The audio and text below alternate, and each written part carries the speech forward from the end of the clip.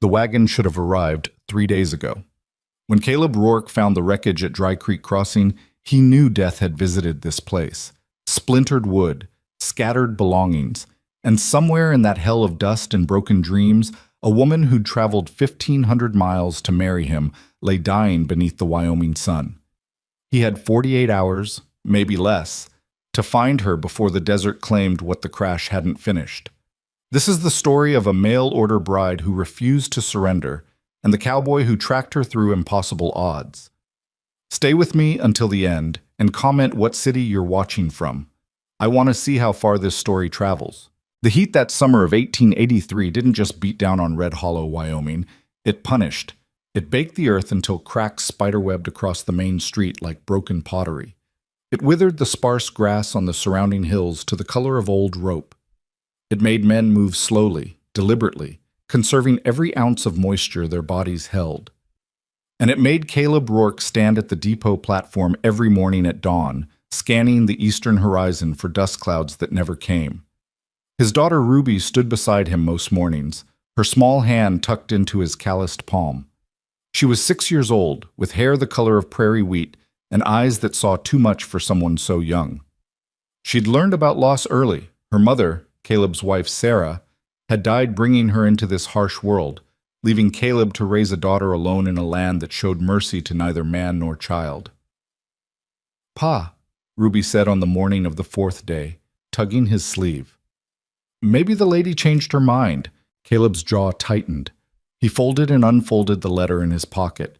The paper had gone soft from constant handling, the ink fading but still legible. Mara Ellington, 24 years old, from St. Louis, a schoolteacher's daughter who'd answered his advertisement in the matrimonial news with words that had struck something deep in his chest he'd thought long dead. "Dear Mr. Rourke," she'd written in her careful, educated script, "I am writing not because I seek adventure or romance, but because I seek purpose. You mention in your advertisement that you have a young daughter who needs a mother's care. I have no children of my own, but I have taught them for 3 years at Miss Pemberton's School for Girls. I know their hearts, I know their hurts, and I know that love, real love, is built not in moments of passion, but in the quiet dailiness of showing up, day after day, choosing to care. If you'll have me, I'll come to Wyoming. I'll be a mother to Ruby. And I'll be a faithful wife to you. I ask for nothing but honesty and a chance to build something lasting." Caleb had read that letter 20 times before he'd written back, 30 times before he'd sent the money for her passage. And every night since, lying in his narrow bed in the ranch house he'd built with his own hands, he'd wondered if he was a fool. Men like him, rough, weathered, shaped by wind and work, didn't get second chances. They didn't get women like Mara Ellington, with her thoughtful words and obvious education, willing to step off a train into the brutal reality of frontier life. But she'd written again. And again. Her letters had come monthly, then twice a month, then weekly as the departure date approached. She'd told him about her favorite books, Austen and Dickens, though she confessed a weakness for dime novels she probably shouldn't admit to. She'd asked careful questions about Ruby's temperament, what she liked to eat, whether she was shy or bold. She'd even asked about the ranch, how many head of cattle, what the winters were like, whether the house had glass windows or just shutters. Caleb had answered every question with the same painful honesty. 50 head of cattle, give or take. Winters that could kill a man who got careless. 2 glass windows in the whole house, both in Ruby's room, because he'd wanted her to see the sunrise. The truth was all he had to offer, and if it wasn't enough, better she know now than after she'd made the journey. But she'd written back, "Glass windows for a child's sunrise. That tells me everything I need to know about your heart, Mr. Rourke." That letter had made him believe just for a moment that maybe the universe wasn't entirely cruel. Now, standing on the depot platform with Ruby's small hand in his and the sun climbing toward another day of merciless heat, Caleb felt belief crumbling like the parched earth beneath his boots. "She didn't change her mind, baby girl," Caleb said quietly. "The coach is late, that's all." But 4 days late wasn't late. 4 days late was disaster. The depot manager, a grizzled man named Hoskins with tobacco-stained whiskers and rheumy eyes, came out of his office wiping sweat from his forehead with a gray handkerchief. "Caleb," he said, his voice carrying the weight of bad news. You should head home. The midday stage ain't coming either. I just got word. Word from where? Telegraph from Buffalo Creek. Line trouble east of there. No coaches getting through until they clear whatever's blocking the road. Caleb's gut twisted. What kind of trouble? Hoskins shrugged. Could be anything. Rock slide, flash flood. Indians, though, that ain't likely anymore. He paused, reading something in Caleb's expression. Your bride coming in on one of those coaches? Was supposed to be here Monday. Today's Friday, son. I know what day it is. Hoskins studied him a moment longer, then spat a stream of tobacco juice into the dust. I'm sure she's fine. Probably held up at a way station somewhere, playing cards and eating tinned peaches until the road clears. Caleb didn't answer. He turned to Ruby, who was staring up at him with those knowing eyes. Come on, sweetheart. Let's get you home. They walked the half-mile to where he'd tied his horse, a big bay gelding named Buck. Caleb lifted Ruby into the saddle and swung up behind her, one arm around her narrow shoulders. The town of Red Hollow sprawled behind them, if you could call it a town. 2 saloons, a general store, a blacksmith, the depot, and maybe 30 buildings total, most of them leaning slightly as if tired of fighting the wind. Caleb's ranch lay 7 miles northeast, where Cottonwood Creek cut through a small valley that stayed green even in drought years. It wasn't much. A main house, a barn, a bunkhouse for the 2 ranch hands he employed seasonally, and corrals that always needed mending. But it was his. He'd claimed the land through the Homestead Act, broken his back proving it up, built every structure with timber he'd hauled himself from the Medicine Bow Mountains 40 miles south. He'd done it all for Ruby, and now, maybe, for Mara, if she was still alive to see it. That evening, after Ruby had gone to bed, Caleb sat on the porch watching the sun bleed out across the western horizon.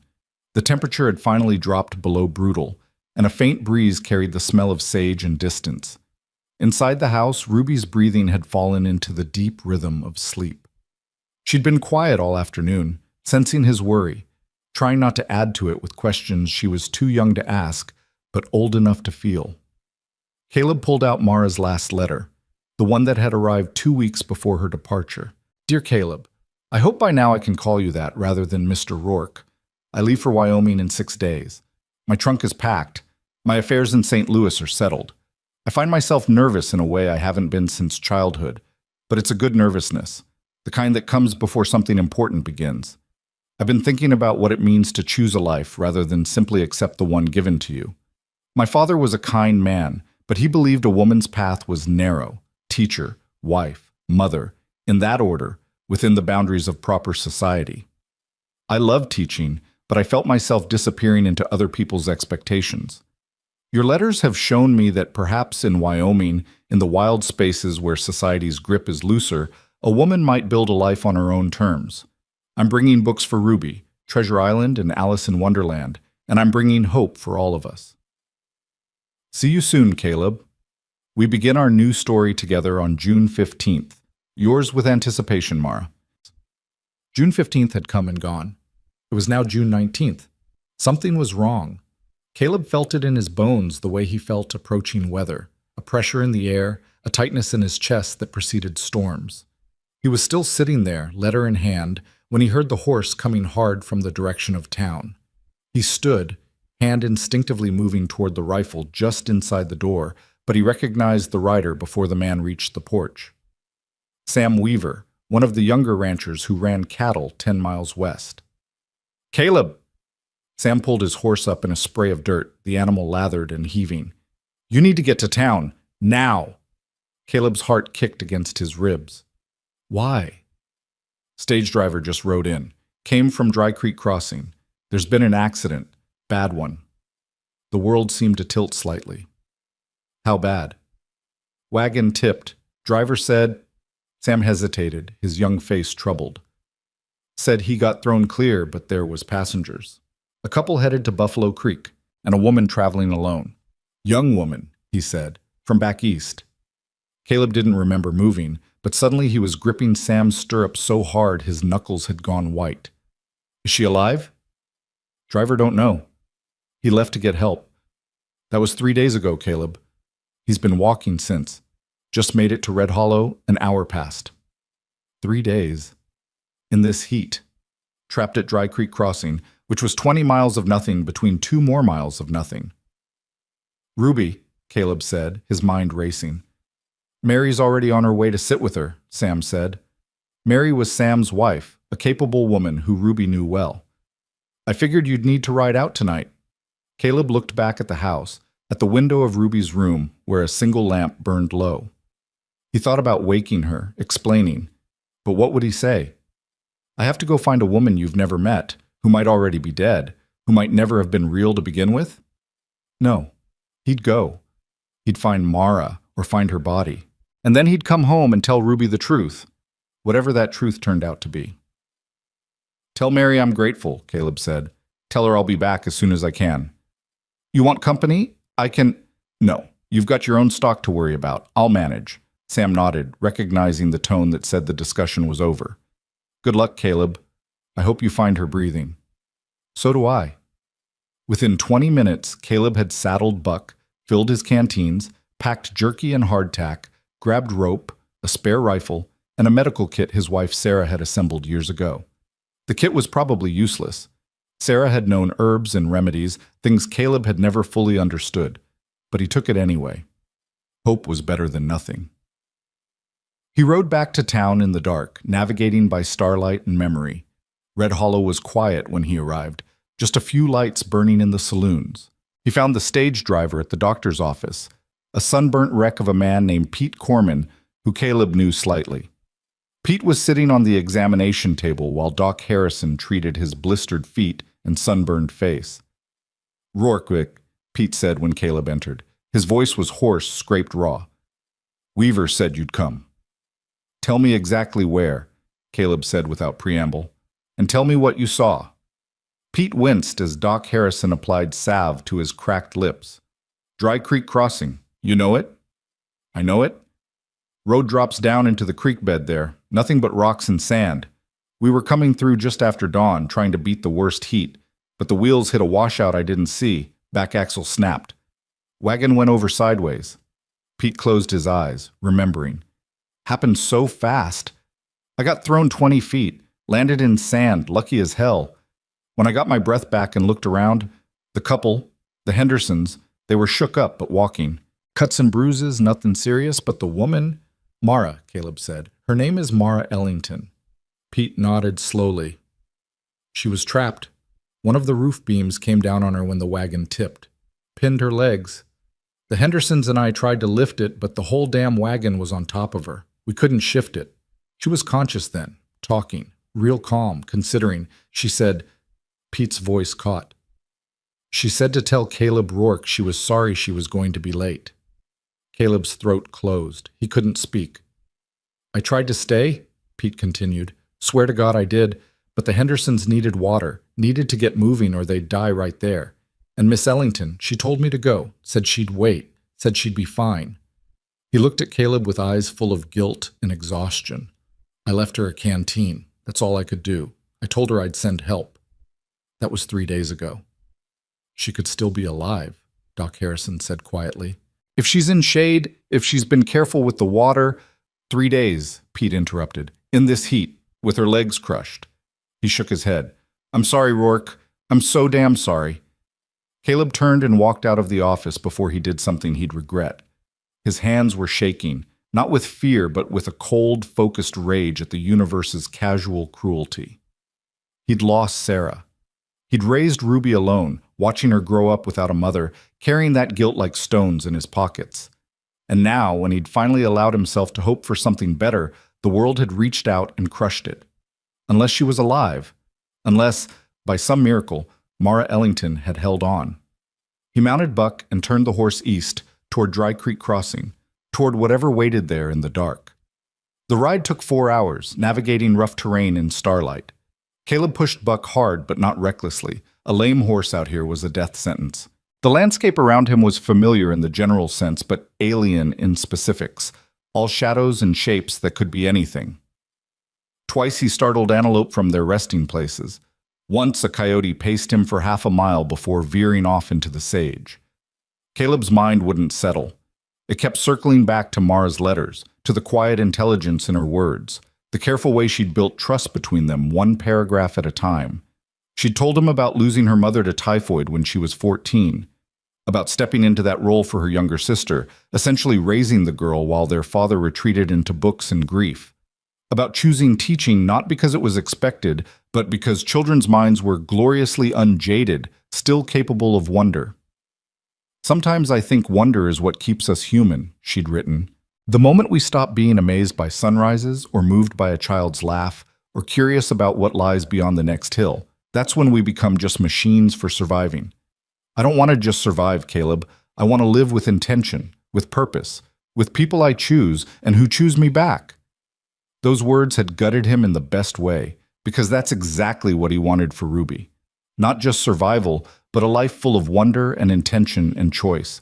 And now Mara might be dead in the desert, having never even met the child she'd promised to mother. Dawn was breaking, washing the eastern sky in shades of rose and gold, when Caleb spotted the wreckage. Dry Creek Crossing was well named. The creek bed was nothing but stones and sand this time of year, a 30-foot-wide scar cutting through low hills. The stage wagon lay on its side like a broken toy, canvas torn, wheels jutting at wrong angles. Caleb's heart hammered as he rode closer. He couldn't see anyone moving. No sound but wind and the creak of Buck's saddle. "Mara." His voice cracked the silence like a gunshot. "Mara Ellington." Nothing. He dismounted 20 feet from the wreck, ground-tying Buck, and approached on foot. The sun was rising fast now, temperature already climbing. He could see personal belongings scattered across the sand. A woman's traveling case burst open, dresses tangled with men's shirts, a child's toy, a wooden horse lying on its side. The Hendersons must have had a kid. "Mara!" He circled the wagon, looking for... what? A body? A miracle?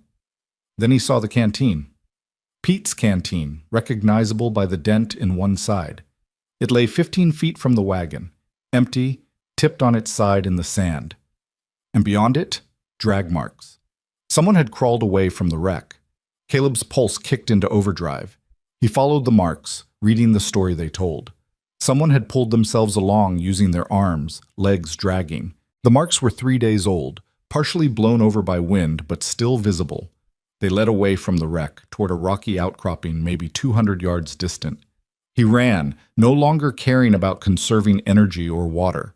He ran through sand that grabbed at his boots, over rocks that turned under his weight, following those terrible drag marks that spoke of determination and agony in equal measure. "Mara! Mara, can you hear me?" Near the rocks, he found a strip of blue cloth caught on a thorn bush. The fabric was quality, well made, the kind a woman from St. Louis might wear for traveling. The drag marks continued around the rocks, and Caleb's lungs burned as he scrambled after them. On the far side, sheltered slightly from the direct sun, he found the fallen beam from the wagon. Someone had somehow managed to drag it here, though God only knew how, and trapped beneath it, partially in shadow, lay a woman's form. Caleb fell to his knees beside her. "Mara, Mara, it's Caleb." I'm here." She didn't move. Her face was turned away from him, dark hair matted with sand and sweat. He could see her dress was torn, her legs bent at angles that made him sick to look at. Her skin was burned by the sun, lips cracked and bleeding. With shaking hands, he touched her throat, feeling for a pulse. And there it was. Thready, barely there, but present. She was alive. "Thank God," Caleb breathed. "Thank God you're alive." He assessed the situation with the practical part of his brain that had kept him alive on this frontier for 15 years. The beam across her legs wasn't actually pinning her anymore. She'd managed to work most of herself free, probably over hours or days. But her legs were definitely broken, both of them, from the look of it. She'd somehow dragged herself in this beam 200 yards from the wagon to this meager shade, and then she'd collapsed. The strength that must have taken. The sheer will. Caleb lifted the beam off her carefully, then gathered her into his arms. She was lighter than he expected, all bones and determination. Her head lolled against his shoulder, and he could feel the terrible heat of fever radiating from her skin. "I've got you," he whispered, standing carefully with her in his arms. "I'm taking you somewhere safe." Just hold on a little longer. She made no sound, didn't open her eyes, but her breathing changed slightly, just a hitch that might have been awareness. Caleb carried her back to Buck, moving as quickly as he dared. The horse shied slightly at the strange burden, but steadied when Caleb spoke to him. Getting her into the saddle was awkward and probably painful. He heard her make a small sound, the first noise she'd made, but he managed it, then swung up behind her, holding her against his chest. "Where's the nearest shelter?" he asked aloud, thinking. Not Red Hollow. That was 4 hours back, and she needed help now. The Henderson place was 20 miles south, but he didn't know the Hendersons well enough to risk it. Then he remembered. The old trapper's cabin at Willow Springs, 3 miles northwest. It had been abandoned for years, but it had walls and a roof and a well that probably still held water. It would have to do. He turned Buck toward Willow Springs and touched his heels to the horse's flanks. "Come on, boy, fast as you can without jostling her." Buck seemed to understand. He moved into a smooth, ground-eating lope that covered distance without jarring. Caleb held Mara against him, one arm supporting her shoulders, the other steadying her broken legs as much as possible. He could feel her heart beating against his chest, feel the shallow rise and fall of her breathing. "Stay with me," he murmured into her hair. "We're almost there. Just stay with me, Mara. I didn't ride 20 miles to lose you now." The cabin appeared through the heat shimmer like a mirage, weathered wood, sagging slightly but intact. Caleb had been here once, years ago, checking on it as part of a sweep for rustlers. The trapper who'd built it, a Frenchman named Levesque, had died or moved on, and the place stood empty. Caleb dismounted carefully, lifted Mara down, and kicked open the cabin door. Inside was a single room, maybe 12 by 12, with a stone fireplace, a rough table, 2 chairs, and a bed frame with no mattress. Dust thick on everything. But the roof was solid, and when Caleb tested the pump at the sink, water coughed out after a few strokes. Rusty at first, then clear. Thank God. He laid Mara on the bed frame, wishing desperately for blankets or a mattress or anything soft. Her fever was raging now, her skin hot enough to burn. He knew heat stroke when he saw it. He'd lost ranch hands to it, seen strong men reduced to confusion and convulsions in hours. Water. She needed water immediately. Caleb pumped frantically, filling a tin cup he found hanging on the wall. He knelt beside her, lifted her head gently, and touched the cup to her lips. "Mara. Mara, you need to drink. Just a little. Come on." Her lips moved slightly. He tilted the cup, letting water trickle into her mouth. Most of it ran down her chin, but she swallowed once, twice. He kept at it, patient, letting her take sips at her own pace. After what felt like hours but was probably 5 minutes, she'd managed maybe a quarter cup. It was a start. He set the cup aside and began working on her injuries. Her dress was ruined, torn and filthy, but he left it for now. Modesty mattered less than survival, but he'd preserve what he could. Her legs were definitely broken, both of them below the knee. The left one was worse, bone visible through torn skin. He'd need to set them properly, but first he had to get her fever down. Caleb stripped off his shirt, soaked it in cold water from the pump, and began bathing her face, her neck, her arms. The water evaporated almost instantly in the heat, but he kept at it, pump and ring, over and over. Her skin was so hot it felt almost inhuman. "Come on," he muttered. "Fight. I know you can fight. You dragged yourself 200 yards with broken legs. You can fight this." Hours passed. The sun climbed to its zenith, turning the cabin into an oven despite the shade. Caleb worked methodically, cool her skin, give her water, check her breathing, repeat. He found dried herbs hanging from the rafters, leftovers from Levesque's time. Some of them he recognized. Willow bark. Sarah had used that for pain and fever. He boiled water in a pot he found, brewed a bitter tea, managed to get some of it down Mara's throat. By mid-afternoon, her fever had broken slightly. Not much, but enough that Caleb felt a small crack in the wall of his fear. "That's it," he whispered. "Come back. Come back to us, Mara." And then, as the sun began its descent toward evening, her eyes opened. They were gray, stormy gray like winter sky, and they focused on him with an intensity that nearly stopped his heart. "Caleb?" Her voice was barely a whisper, hoarse and broken. He leaned closer. I'm here. You're safe. I found you. Ruby? Just the one word, but it carried everything. Question, concern, fear. She's fine. She's at home with a neighbor. She's been worried about you. Mara's eyes closed again, but this time it looked more like relief than unconsciousness. Late, she whispered. Sorry, I'm late. Caleb felt something break open in his chest. This woman, half dead from heat stroke and broken bones, was apologizing for being late to her own wedding. You're right on time, he said softly. Right exactly on time. Her lips curved in the barest hint of a smile. Then she slipped back into fever sleep, but it was different now, more natural, less frighteningly deep. Caleb sat back on his heels, suddenly aware that his own body was shaking with exhaustion and relief. He'd been operating on pure will for hours, and now that will was crumbling, leaving him wrung out and hollow. But she was alive. Against all odds, against logic and probability, and the brutal mathematics of desert survival, Mara Ellington was alive. As night fell and the temperature finally dropped to something bearable, Caleb made a fire in the fireplace and boiled more water. He managed to get Mara to drink a little broth he made from beef jerky and some wild onions he found growing near the well. She didn't wake fully, but she swallowed when he coaxed her, and that was enough. He sat beside the bed, watching her breathe, occasionally checking her pulse and temperature. The fever was still there but seemed to be losing its grip. Her body was beginning to fight back. Around midnight, she stirred again. This time her eyes opened fully, and there was consciousness behind them, pain and confusion, but also awareness. Where? She asked. Old Trapper's cabin, about 3 miles from where I found you. Do you remember the accident? She nodded slightly. Wagon, tipped, driver left. Said, help was coming. I'm sorry it took 3 days, I didn't know. You came.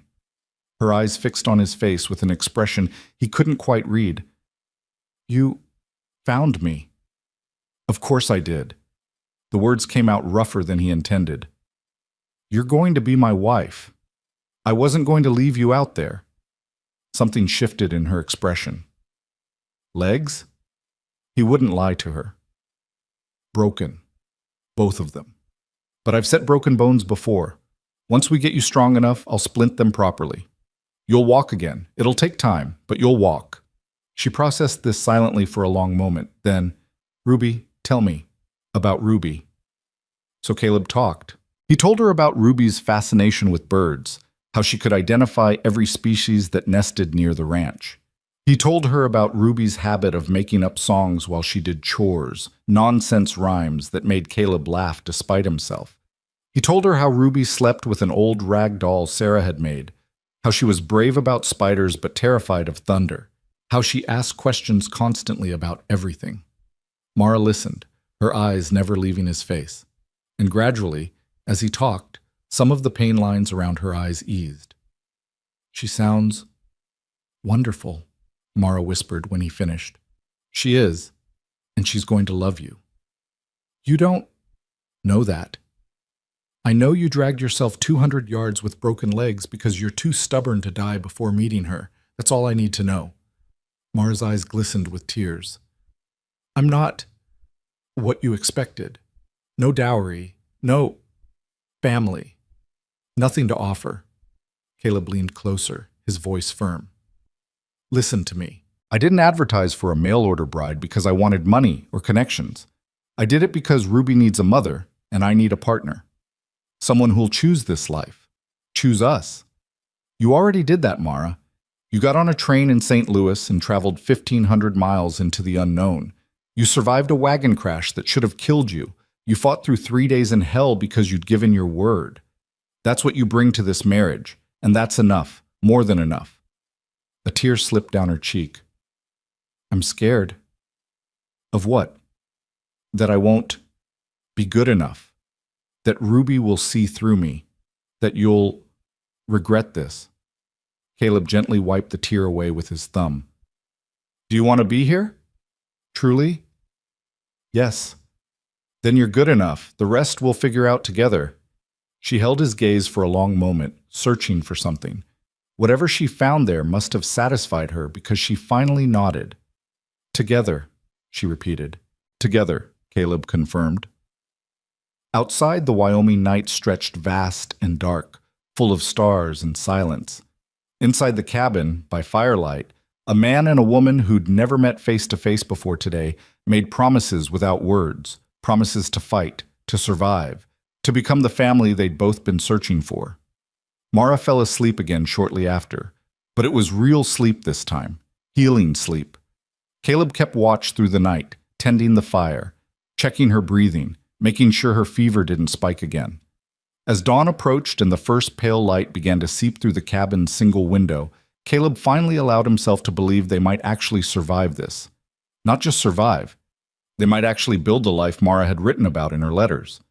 A life of intention and purpose and choice. He looked at her sleeping face, still marked by ordeal, but also showing hints of the woman she must have been before the crash. Determined, intelligent, brave beyond measure. "Welcome to Wyoming, Mara Ellington," he whispered. "It gets better from here, I promise." Outside, a mourning dove called its lonely song, and a new day began. The morning sun found them still in the cabin, Caleb dozing in the chair he'd pulled beside Mara's makeshift bed, his head tipped back against the rough wall. He jerked awake at the sound of her stirring, instantly alert despite having slept maybe 2 hours total. "Easy," he said, moving to her side as she tried to shift position. "Don't move too fast, your legs." "I know." Her voice was stronger than the night before, though still raw. "I can feel them. Or rather, I can feel what's wrong with them." Caleb studied her face in the early light. The fever flush had faded somewhat, leaving her pale beneath the sunburn. Her dark hair was a tangled mess, and there were shadows under her eyes that spoke of pain she wasn't voicing, but those storm-gray eyes were clear and focused. "How bad is the pain?" he asked. "Considerable." She managed a weak smile. "But I've had worse." "You've broken both legs before?" "No, but I once had scarlet fever as a child. This seems preferable to that particular hell." Caleb found himself almost smiling despite everything. There was a dry humor in her tone that her letters had only hinted at. "I need to set the bones properly and splint them. It's going to hurt." "I assumed as much." She took a breath. "Do you have whiskey for the pain?" "I have some in my saddlebag. Not much, but enough." "Then I suppose we should proceed before I lose my nerve entirely." Caleb retrieved the whiskey and helped her drink a generous amount. She coughed, sputtered, and grimaced. "That's dreadful." "It's not meant to be enjoyed, just effective." Mission accomplished on both counts. She lay back and he saw her hands grip the edge of the bed frame. "Tell me about the ranch while you work. Distract me." So Caleb talked while he examined her legs more thoroughly in the better light. The left leg was indeed worse. A compound fracture of the tibia, bone visible through torn skin that he'd need to clean thoroughly to prevent infection. The right leg was a simpler break, but still serious. He'd need straight branches for splints, cloth for binding, and more of that willow bark tea to help with inflammation. "The ranch sits in a valley where Cottonwood Creek runs year-round," he said, working as gently as he could while still being thorough. "Even in drought years, we've got water. The house faces east, so you get sunrise through those windows I mentioned. Ruby's room is on the north side, stays cooler in summer. There's a garden plot Sarah started that I've kept up, though I'm no farmer. Mostly vegetables. Some herbs." Mara gasped when he touched a particularly tender spot, but nodded for him to continue both the story and the examination. "The barn's solid. Built it the second year, right after the house. Lost some cattle that first winter because I didn't have proper shelter for them. Learned that lesson hard." He paused, assessing what he'd need. "I have to go outside and find some straight branches. Will you be all right for a few minutes?" "I'll endeavor not to run away." That dry humor again. Caleb felt something warm in his chest that had nothing to do with the growing heat of the day. "I'll be quick." He found suitable branches near the creek that fed the cabin's well, 2 sets of reasonably straight willow shoots that would serve as splints. He stripped them of bark and leaves, then returned to find Mara awake and watching the door. "I thought perhaps you'd reconsidered," she said quietly. "Decided that a broken bride wasn't worth the trouble." Caleb knelt beside the bed and met her eyes directly. I'm going to say this once, and I need you to hear it. You are not trouble. You are not a burden. You are a woman who survived something that would have killed most men. You made it 3 days in conditions that have claimed the lives of experienced frontiersmen. That makes you tougher than half the ranch hands I've ever hired. So no, Mara, I haven't reconsidered, and I won't. She blinked rapidly, and he realized she was fighting tears. I've never been tough. I've always been the bookish one, the careful one, the one who thought too much and acted too little. Then you've been underestimating yourself. He tore strips from his spare shirt to use as binding. Being tough isn't about being loud or reckless. It's about doing what needs to be done even when you're terrified. You did that. You're doing it now. I am terrified, she whispered. Good. Fear means you understand the stakes. It's people who aren't afraid that get themselves killed out here. He positioned the first splint against her right leg, the simpler break. This is going to hurt. Are you ready? She gripped the bed frame again, knuckles white. No, but do it anyway. Setting the bone required pressure and precise movement, pulling the leg straight while feeling for the alignment of broken ends. Mara made a sound halfway between a gasp and a scream, biting it off quickly, but Caleb heard it and it cut him. He worked as fast as he dared, getting the bone aligned, then securing the splint firmly with the cloth strips. One down, he said quietly. The left is going to be worse. I have to clean it first. I understand. Her voice shook despite her obvious effort to control it.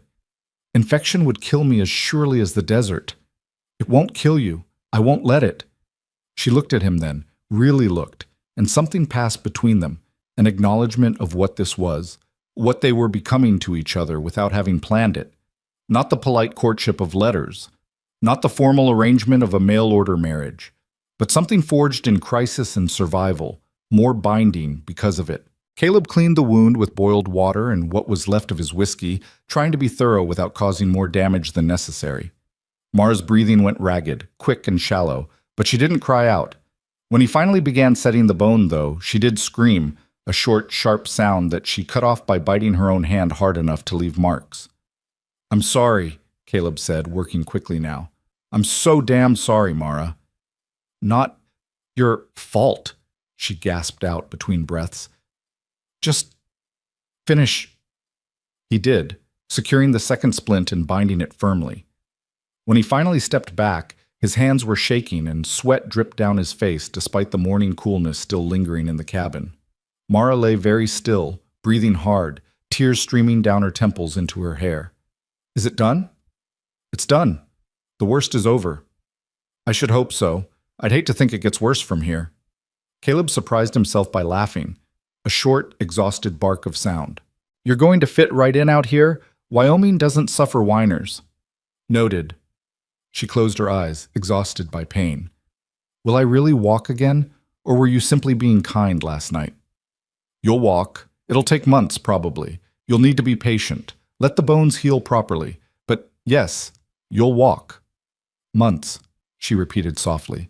That's a long time to be helpless. You won't be helpless. You'll be healing. There's a difference. She was quiet for a long moment, then opened her eyes again. Caleb, I need to tell you something, before we go any further, before you take me to meet Ruby. He heard the seriousness in her tone and sat in the chair, giving her his full attention. All right. I wasn't entirely truthful in my letters. Not dishonest, exactly, but not complete truth either. Caleb's gut tightened, but he kept his expression neutral. I'm listening. I told you my father was a school teacher. That was true. I told you my mother died when I was 14. Also true. What I didn't tell you was that my father remarried 3 years ago to a woman who had very specific ideas about what her stepdaughter should become. My younger sister Lily, she accommodated. Became exactly what Mrs. Eleanor Ellington wanted, mannered, proper, quiet. But I couldn't or wouldn't, I'm not sure which. She paused, gathering strength or courage or both. There was a man in St. Louis, Theodore Grimsby, son of my father's patron, a wealthy man who funded the school. Theodore was persistent in his attentions. When I declined his proposal, twice, he became less pleasant about it, started making implications about my character. about my suitability as a teacher, about my father's position at the school. He tried to force you into marriage, Caleb said flatly. Not in so many words, but yes. The pressure was considerable. My stepmother sided with him naturally. She saw it as an excellent match. My father... Mara's voice went quiet. My father said nothing, did nothing. And that's when I knew I had to leave. Because if I stayed, eventually the pressure would wear me down, or Theodore would manufacture some scandal that would destroy not just my reputation, but my father's livelihood. So I saw your advertisement, and I answered it. She met Caleb's eyes directly. I'm not running from scandal. I haven't done anything shameful. But I'm running from a man who wouldn't take no for an answer, and a society that would have forced me to marry him anyway. If that makes me unsuitable, if that changes your opinion of me, I'd rather know now. Caleb was quiet for a long moment, processing. Then he leaned forward, elbows on his knees, and spoke carefully. Out here, Mara, a person's past matters a hell of a lot less than who they are in the present. Nobody in Red Hollow knows you came from St. Louis unless you tell them. Nobody knows about Theodore Grimsby unless you want them to. And speaking personally, he held her gaze. Any man who tries to force a woman into anything deserves to be horsewhipped. You didn't run from him. You chose a different life. There's a difference, and it's one I respect. Relief flooded her face so obviously that Caleb realized she'd been genuinely afraid he'd reject her. Thank you.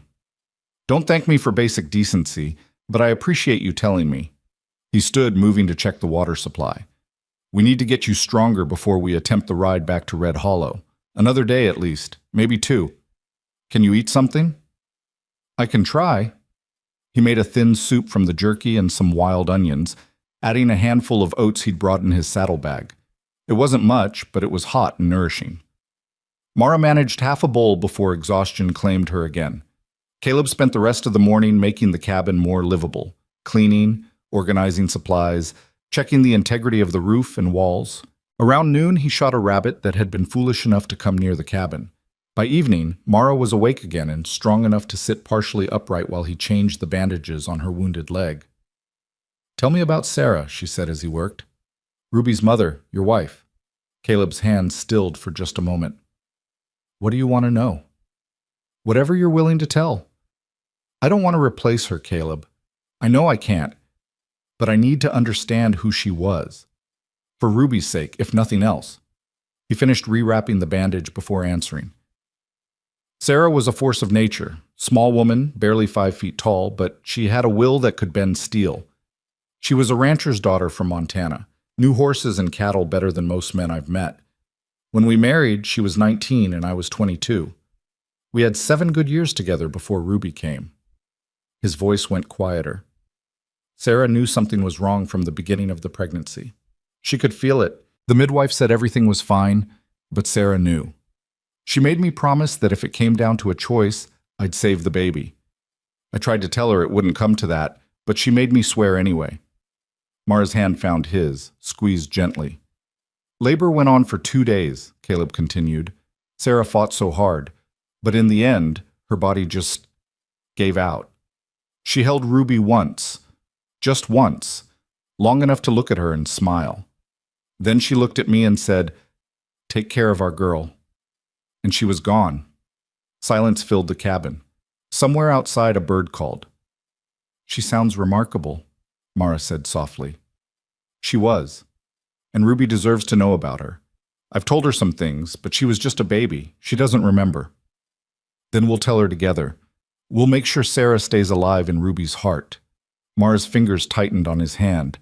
I meant what I said in my letters, Caleb. I'm not looking to erase the past. I'm looking to build on it. But something in Caleb's chest loosened, a knot he hadn't fully realized was there.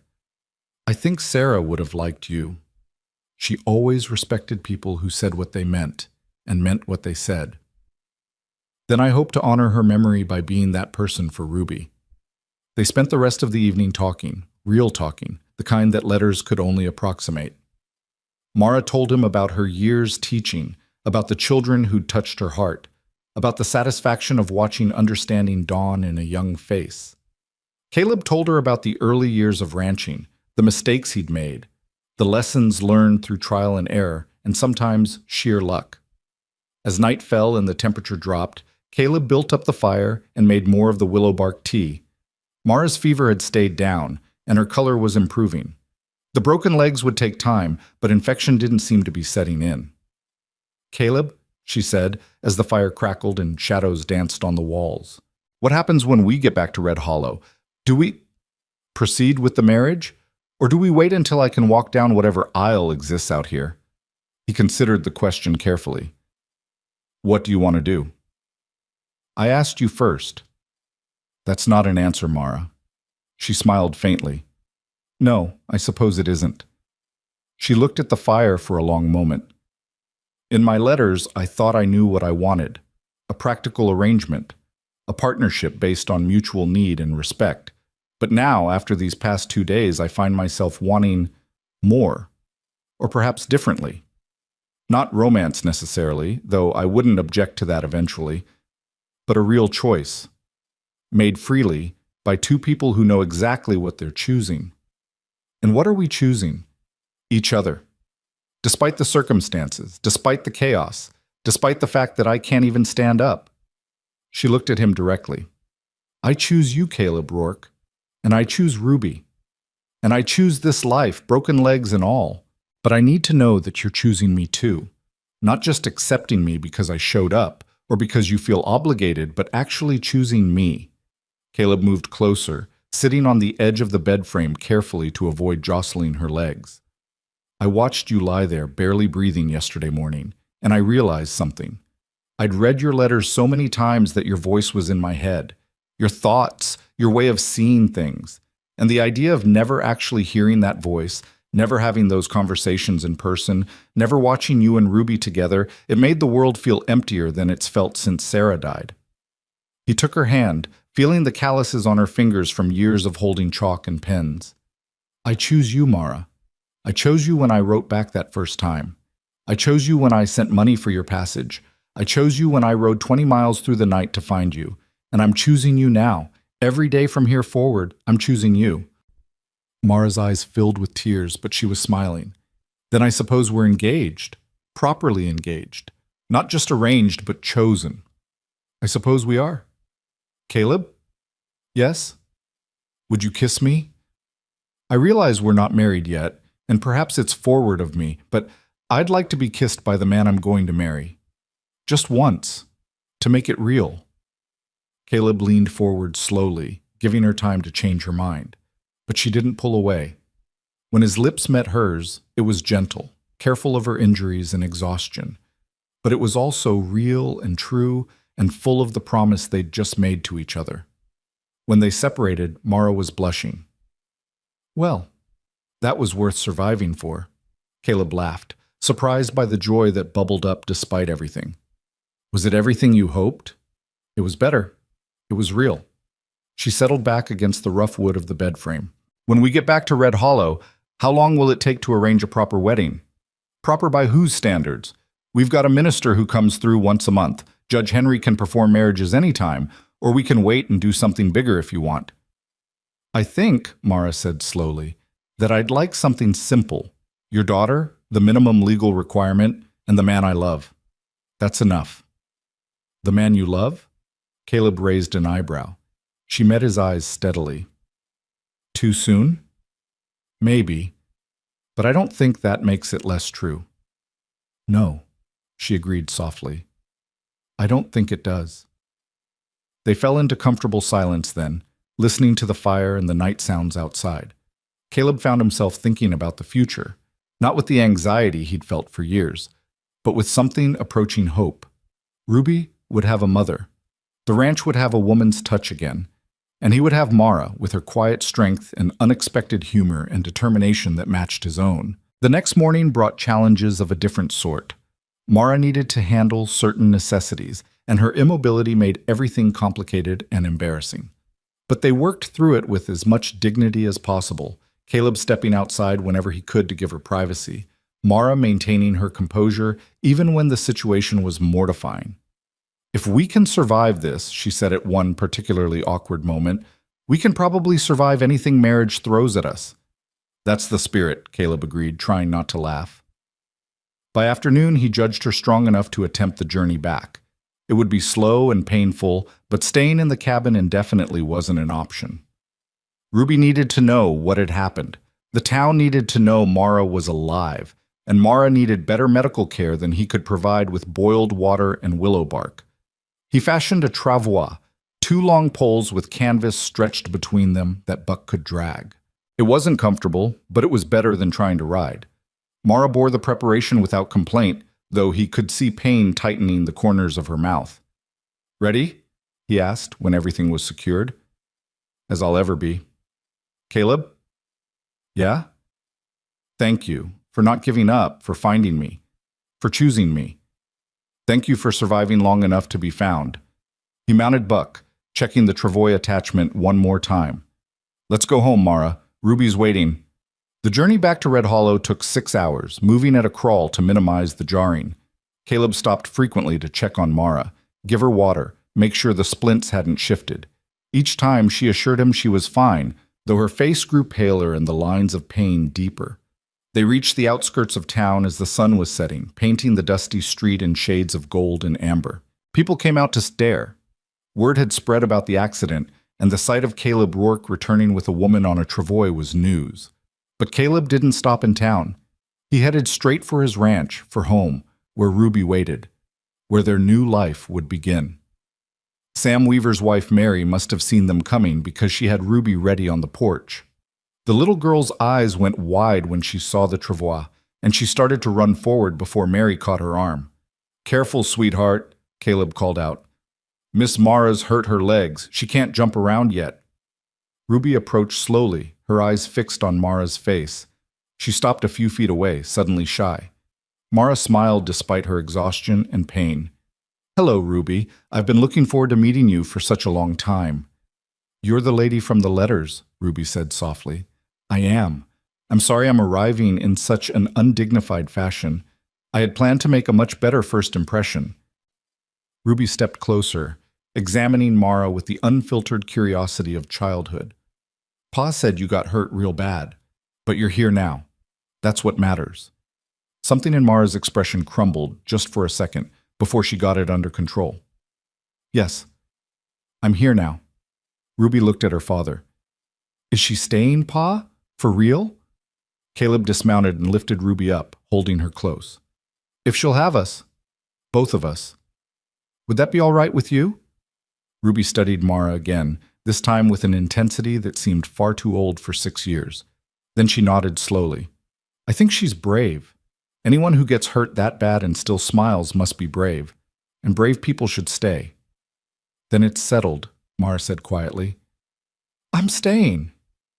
Mary helped them get Mara inside and settled in the bedroom, Caleb's room, since it was on the ground floor. Doc Harrison arrived within the hour, summoned by someone who'd seen them pass through town.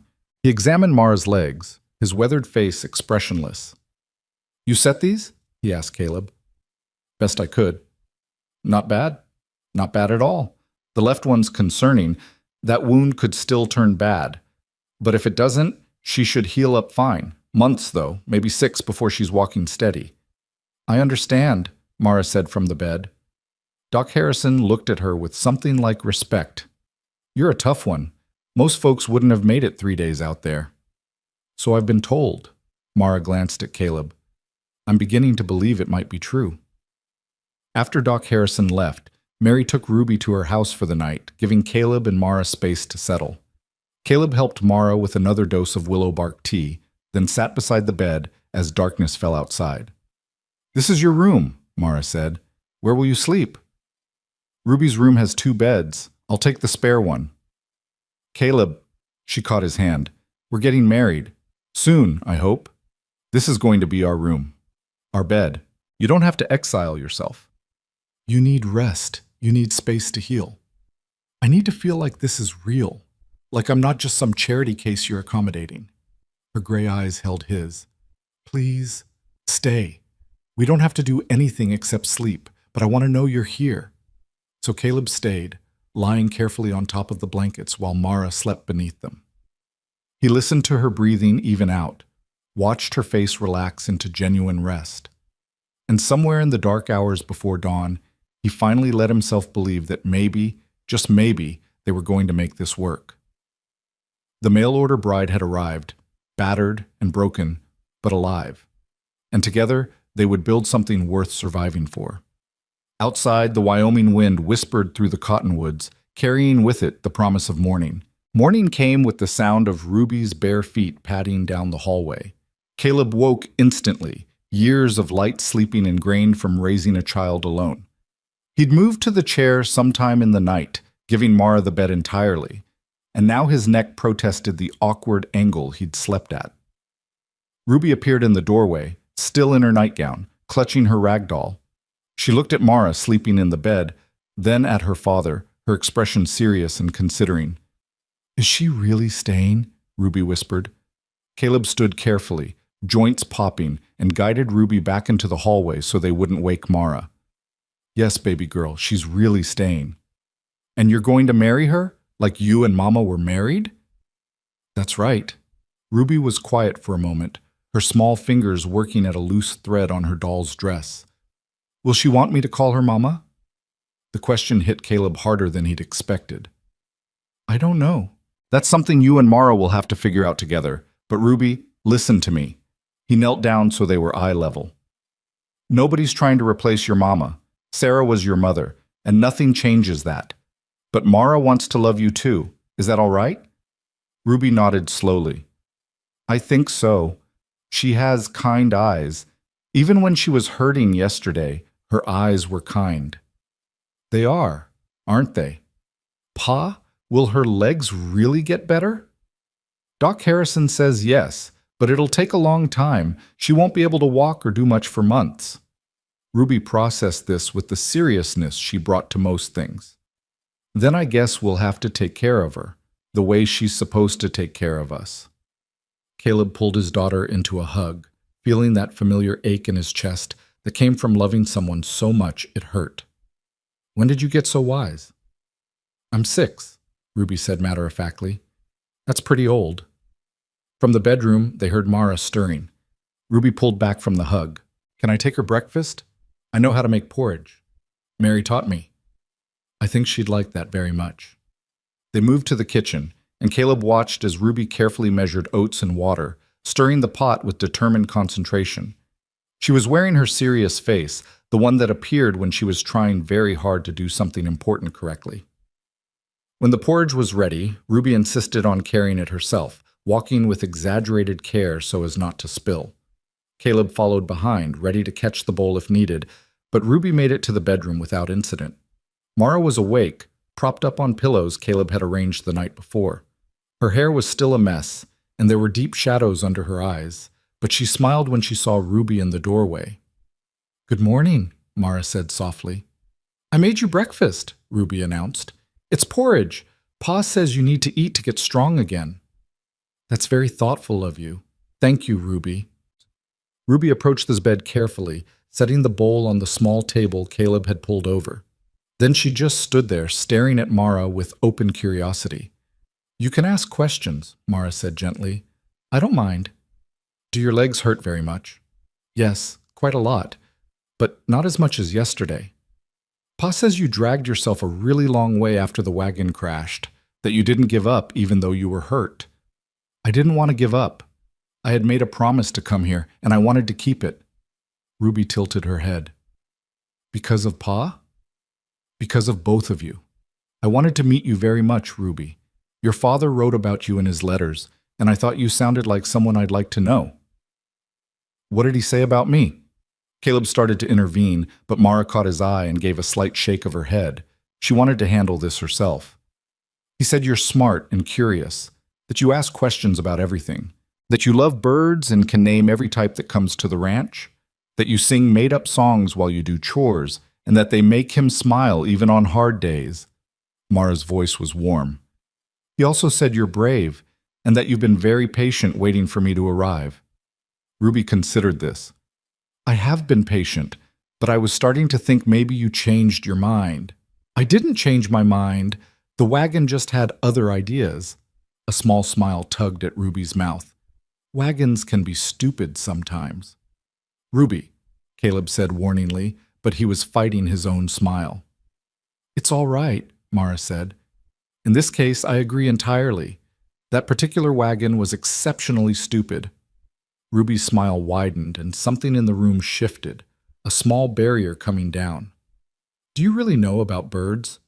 Or did Pa make that part up to make me seem interesting?" "I know some things. My mother used to take me on nature walks when I was young. She had a book about birds of North America that I loved. Do you have a favorite?" "Meadowlarks," Ruby said immediately. "They have the prettiest song, and they're brave too. They'll dive at hawks that get too close to their nests." "Brave indeed. I had no idea meadowlarks were so fierce." "Most people don't know. They think larks are just pretty singers, but they're warriors when they need to be." Mara's eyes met Caleb's over Ruby's head, and he saw understanding there. Ruby was talking about more than birds. "I brought you books," Mara said. "They're in my trunk, which I assume is somewhere in this house if it survived the crash." "It survived," Caleb confirmed. "It's in the front room. Got banged up, but intact." Ruby's eyes lit up. "Real books? New ones? Treasure Island and Alice in Wonderland? Have you read either?" "No, we only have Pa's cattle ledgers and Mama's Bible and one book about Wyoming history that's mostly boring." "Ruby," Caleb said again, but with less conviction. "It is mostly boring, Pa, except the parts about Indian battles. Those are exciting." Mara laughed, a real laugh despite her obvious discomfort. "Well, perhaps we can read the new books together once I'm feeling a bit stronger. Would you like that?" Ruby nodded enthusiastically. Then, with the sudden shift of childhood attention, she said, "I should go get dressed. Mary's going to wonder where I am." She started for the door, then turned back. "Miss Mara, I'm glad you didn't die in the desert." "I'm glad too, Ruby. Very glad." After Ruby left, Caleb brought Mara water and checked her bandages while she ate the porridge Ruby had made. The swelling in her legs had gone down slightly, and the wound on her left leg looked no worse than the day before. Small victories. "She's wonderful," Mara said quietly. "Everything you wrote? And more. She likes you. That's not always guaranteed with Ruby. She's careful with new people. But she has reason to be. She's lost her mother. She's learned that people can disappear." Mara set down the spoon, her porridge only half eaten. "Caleb, we need to talk about the practical realities here. I can't walk. I can barely move. I'm going to be a burden for months, not a help. We've been through this. No, listen, please." She met his eyes. "I know what you said at the cabin, and I believe you meant it, but that was in the moment when everything was dramatic and heightened. Now we're here, in your home, and you're going to have to care for me like an invalid. You're going to have to help me with things that are humiliating for both of us. Ruby's going to see that her new mother is helpless. The town is going to talk." "Let them talk. It's not that simple, and you know it. In a small town, reputation matters. Yours and Ruby's and now mine. If we're not careful, this situation could become, what, scandalous?" Caleb sat on the edge of the bed. "Mara, you're worried about the wrong things. Yes, people will talk. They always do. But you know what they'll say? They'll say Caleb Rourke's mail-order bride survived a wagon crash that should have killed her, and he brought her home anyway. They'll say she must be tough as nails. They'll say he must really want to marry her if he's willing to nurse her through recovery. None of that's bad." "You're oversimplifying." "Maybe, but I've lived here for 15 years. I know these people. They respect strength and commitment. You've already shown both." Mara looked away, blinking rapidly. "I've never been this helpless in my life. I've always been capable, independent. Now I can't even walk to the privy without assistance." "For now, not forever." Caleb took her hand. "And you're still capable and independent. Your legs are broken, not your mind, not your spirit. You're still the woman who wrote those letters, who taught children, who made the choice to come here. None of that's changed. Everything's changed. Not the important things." They sat in silence for a moment, the morning light slanting through the window warming the room. Outside they could hear Ruby talking to Mary, their voices carrying through the open windows. "When do you want to do the wedding?" Mara asked finally. "Whenever you're ready. Tomorrow? Next week? Next month? Tomorrow seems ambitious given my current state. Then next week. Judge Henry comes through on Thursdays. We could do it here in this room if you want. Keep it small. Mara turned back to him, searching his face. You really mean it? You want to marry me, broken legs and all? I really mean it. Why? And please don't tell me it's because Ruby needs a mother or because you gave your word. I need to know the real reason. Caleb thought about how to answer that. The truth was complicated, layered with grief and hope and fear and something that might be growing into love, though it was too soon to call it that with certainty. I'm 37 years old, he said finally. I've lived alone, more or less, for 6 years since Sarah died. I've gotten used to it. The silence, the routine, the safety of not having to open myself up to another person. When I placed that advertisement, I told myself it was just practical. Ruby needed a mother. The ranch needed help. Simple equation. He paused, gathering his thoughts. But then your letters started coming. And they weren't what I expected. You didn't write about wanting adventure or romance. You wrote about purpose and intention and building something that mattered. You asked real questions about Ruby, not just surface things. You told me hard truths about yourself. And somewhere in those letters, I started to feel something I hadn't felt since Sarah. Like maybe the world wasn't quite so empty after all. Mara's eyes were bright with unshed tears. When I found you in the desert, Caleb continued, half dead and still fighting, still holding on, I realized I didn't just want a mother for Ruby or help on the ranch. I wanted you. This specific, stubborn, brave woman who refused to give up even when giving up would have been easier. So yes, Mara, I want to marry you. Broken legs don't change that. A tear slipped down Mara's cheek. I'm not brave. I'm terrified. Of failing Ruby. Of failing you. Of being a burden instead of a partner. Then we'll be terrified together. He wiped the tear away gently. Being scared doesn't make you weak. It makes you human. Caleb Rourke, you're far too kind for your own good. I've been called many things. Kind isn't usually one of them. Mara laughed through her tears. Then perhaps I bring it out in you. Perhaps you do. The next few days fell into a pattern. Caleb tended to Mara's needs in the morning, changed her bandages, helped her with necessities that they both pretended were less mortifying than they actually were. Ruby visited constantly, bringing flowers she'd picked, asking endless questions, gradually growing more comfortable. In the afternoons, when Mara was strongest, she began reading to Ruby from Treasure Island, and Caleb would listen from the doorway, watching his daughter's face light up with the adventure. But it wasn't all smooth. Pain kept Mara awake at nights, and Caleb would hear her trying to stifle groans so as not to wake him. The wound on her left leg looked angry and inflamed despite his careful cleaning, and he worried about infection taking hold. And there were moments when Mara's spirits would crash, when she'd turn her face to the wall and refuse to talk, overwhelmed by helplessness and pain. On the fourth day, Sam Weaver and his wife Mary came to visit, bringing food and well wishes. Other neighbors followed. The Hendersons, who'd been in the wagon crash with Mara and had made it to safety. Mrs. Chen from the general store. Even old Hoskins from the depot. But not everyone who came had kindness in mind. On the fifth day, 3 women from town arrived together. Mrs. Gertrude Vale, wife of the bank manager. Mrs. Patricia Summers, whose husband owned the largest spread in the county. And Miss Constance Hart, the schoolteacher who'd held her position for 20 years and guarded it jealously. Caleb met them on the porch, Ruby at his side. Mr. Rourke, Mrs. Vale said, her voice dripping with false sympathy. We've come to welcome your fiancé and to offer our assistance in this difficult time. There was something in her tone that put Caleb's back up immediately. That's kind of you. Mara's resting at the moment. Oh, we wouldn't dream of disturbing her rest, Mrs. Summers cut in. We simply thought, given the circumstances, you might need guidance on how to proceed appropriately. Appropriately, Caleb repeated flatly. Well, yes.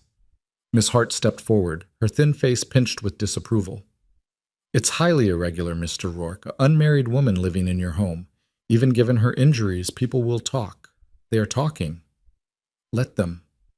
But think of Ruby, Mrs. Vale said, putting a hand on Ruby's shoulder. Ruby immediately stepped away from the touch. A child needs to be raised in a proper environment, with proper examples. Caleb felt his temper rising, but before he could respond, a voice came from inside the house. I may be bedridden, but I'm not deaf. The women turned to see Mara in the doorway to the bedroom, leaning heavily on the doorframe. She must have dragged herself there, and the effort had clearly cost her. Her face was pale and sweat beaded on her forehead, but her expression was composed and her voice was steady. "If you have concerns about my presence in this house," Mara continued, "then address them to me directly, not to Caleb. Not in front of his daughter." Mrs. Vale recovered first, arranging her face into a smile. "Miss Ellington, we're simply trying to help." "Are you?" "Because it sounds rather more like judgment disguised as assistance." Mara's gray eyes were cool. "Let me clarify the situation for you. I am Caleb's fiancée. We will be married as soon as arrangements can be made. My injuries have complicated timing, but not intention. If that troubles your sense of propriety, I suggest you take it up with the universe that arranged for the wagon crash, not with the man who saved my life." "Now see here," Mrs. Summers began. "No, you see here." Mara's voice sharpened.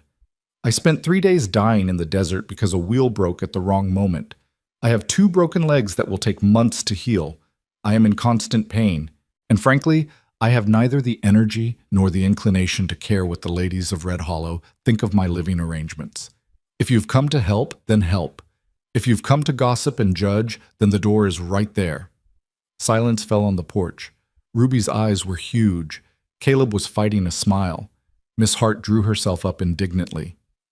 "Well, I can see we're not wanted here. Come, ladies, we clearly made a mistake thinking our assistance would be welcome." "Clearly," Mara agreed pleasantly. The 3 women swept off the porch and down the path to their buggy with as much dignity as they could muster. When they were gone, Mara's composure crumbled. She swayed, and Caleb was at her side instantly, catching her before she fell. "That was incredibly stupid," he said, but there was admiration in his voice. "You shouldn't be on your feet at all." "I know, but I couldn't let them talk about you that way. About us." She leaned heavily against him. "Was I too harsh?" "You were perfect." He lifted her carefully, carrying her back to the bed. "Though you probably just made enemies of the 3 biggest gossips in town. Then I'll have to live with that." Mara settled back against the pillows with a grimace. "I won't let people imply there's anything improper happening here. I won't let Ruby hear that kind of talk." Ruby appeared in the doorway, her eyes shining. "That was amazing. You made them go away." "I may have been a bit rude," Mara admitted. "They were rude first," Ruby declared. "You were just honest." "From the mouths of babes," Caleb murmured. But despite Mara's brave stand, the women's visit left a shadow. That evening, after Ruby was asleep, Mara brought it up again. "They're right, you know, about people talking. I told you I don't care, but I do. Not for myself, for Ruby." Mara's voice was quiet but firm. "She's young enough that she doesn't fully understand yet what people are implying. But she will. And when she does, she'll hear that her father took in a stranger and lived unmarried under one roof. She'll hear that I was improper, that we were improper. Then we'll get married sooner, this week." "I'm bedridden, Caleb. I can barely sit up without help. How is that a proper wedding?" "Who decides what's proper? Judge Henry can marry us right here in this room. Ruby can be there. That's all we need." Mara was quiet for a long moment. "You'd really do that? Marry me now, like this, when I can't even stand?" "I'd marry you tomorrow if you'd have me." She turned to look at him, really look at him, and something in her expression made Caleb's heart beat faster. "Then ask me. Properly. The way it should be asked." Caleb moved to kneel beside the bed, taking her hand in his. "Mara Ellington, you're the bravest, stubbornest, most extraordinary woman I've ever met. You've survived things that would break most people. You've chosen me and Ruby when you had every reason to run. Will you marry me? Not because it's practical or proper, but because I want to spend my life with you. Because I want to see who we become together. Will you be my wife?" Tears streamed down Mara's face, but she was smiling. "Yes, yes, Caleb Rourke, I'll marry you. Tomorrow, next week, whenever you can arrange it. Yes." He leaned forward and kissed her, tasting salt from her tears and something sweet underneath. When they pulled apart, they were both smiling. "Thursday," Caleb said. "Judge Henry comes through on Thursday. We'll do it then." 4 days? I can manage 4 days. Can you? I dragged myself through the desert with 2 broken legs. I can certainly survive 4 more days of gossip and disapproval, Caleb laughed. That's my girl. Your girl, Mara repeated softly. I like the sound of that. Thursday arrived with storm clouds gathering on the horizon, the kind that promised a rare summer rain. Judge Henry arrived at noon in his dusty buggy, accompanied by his clerk who would serve as witness. Sam and Mary Weaver came as well, at Caleb's invitation, and Doc Harrison stopped by to check on Mara before the ceremony. Well, Doc said after examining her legs, the swelling's gone down considerably. The wound's healing clean, no infection. You're a lucky woman, Miss Ellington. I prefer to think I'm stubborn rather than lucky, Mara replied. That too. Doc packed up his bag. You'll do fine. Both of you will. Ruby helped Mara get ready, brushing out her dark hair and braiding it simply. Someone, Mary, probably, had brought a dress in soft blue cotton that fit reasonably well. It wasn't a wedding dress, not really, but it was clean and pretty, and that was enough. Caleb wore his best shirt, the one he saved for town meetings and the occasional funeral. He'd shaved carefully, and Ruby had informed him solemnly that he looked very handsome, Pa. When everyone was gathered in the bedroom, Judge Henry at the foot of the bed, Ruby standing beside Mara, Mary and Sam, and Doc Harrison filling the small space, Caleb took Mara's hand and the ceremony began. Judge Henry kept it short and simple, the words familiar and worn smooth with use. Dearly beloved, we are gathered here today.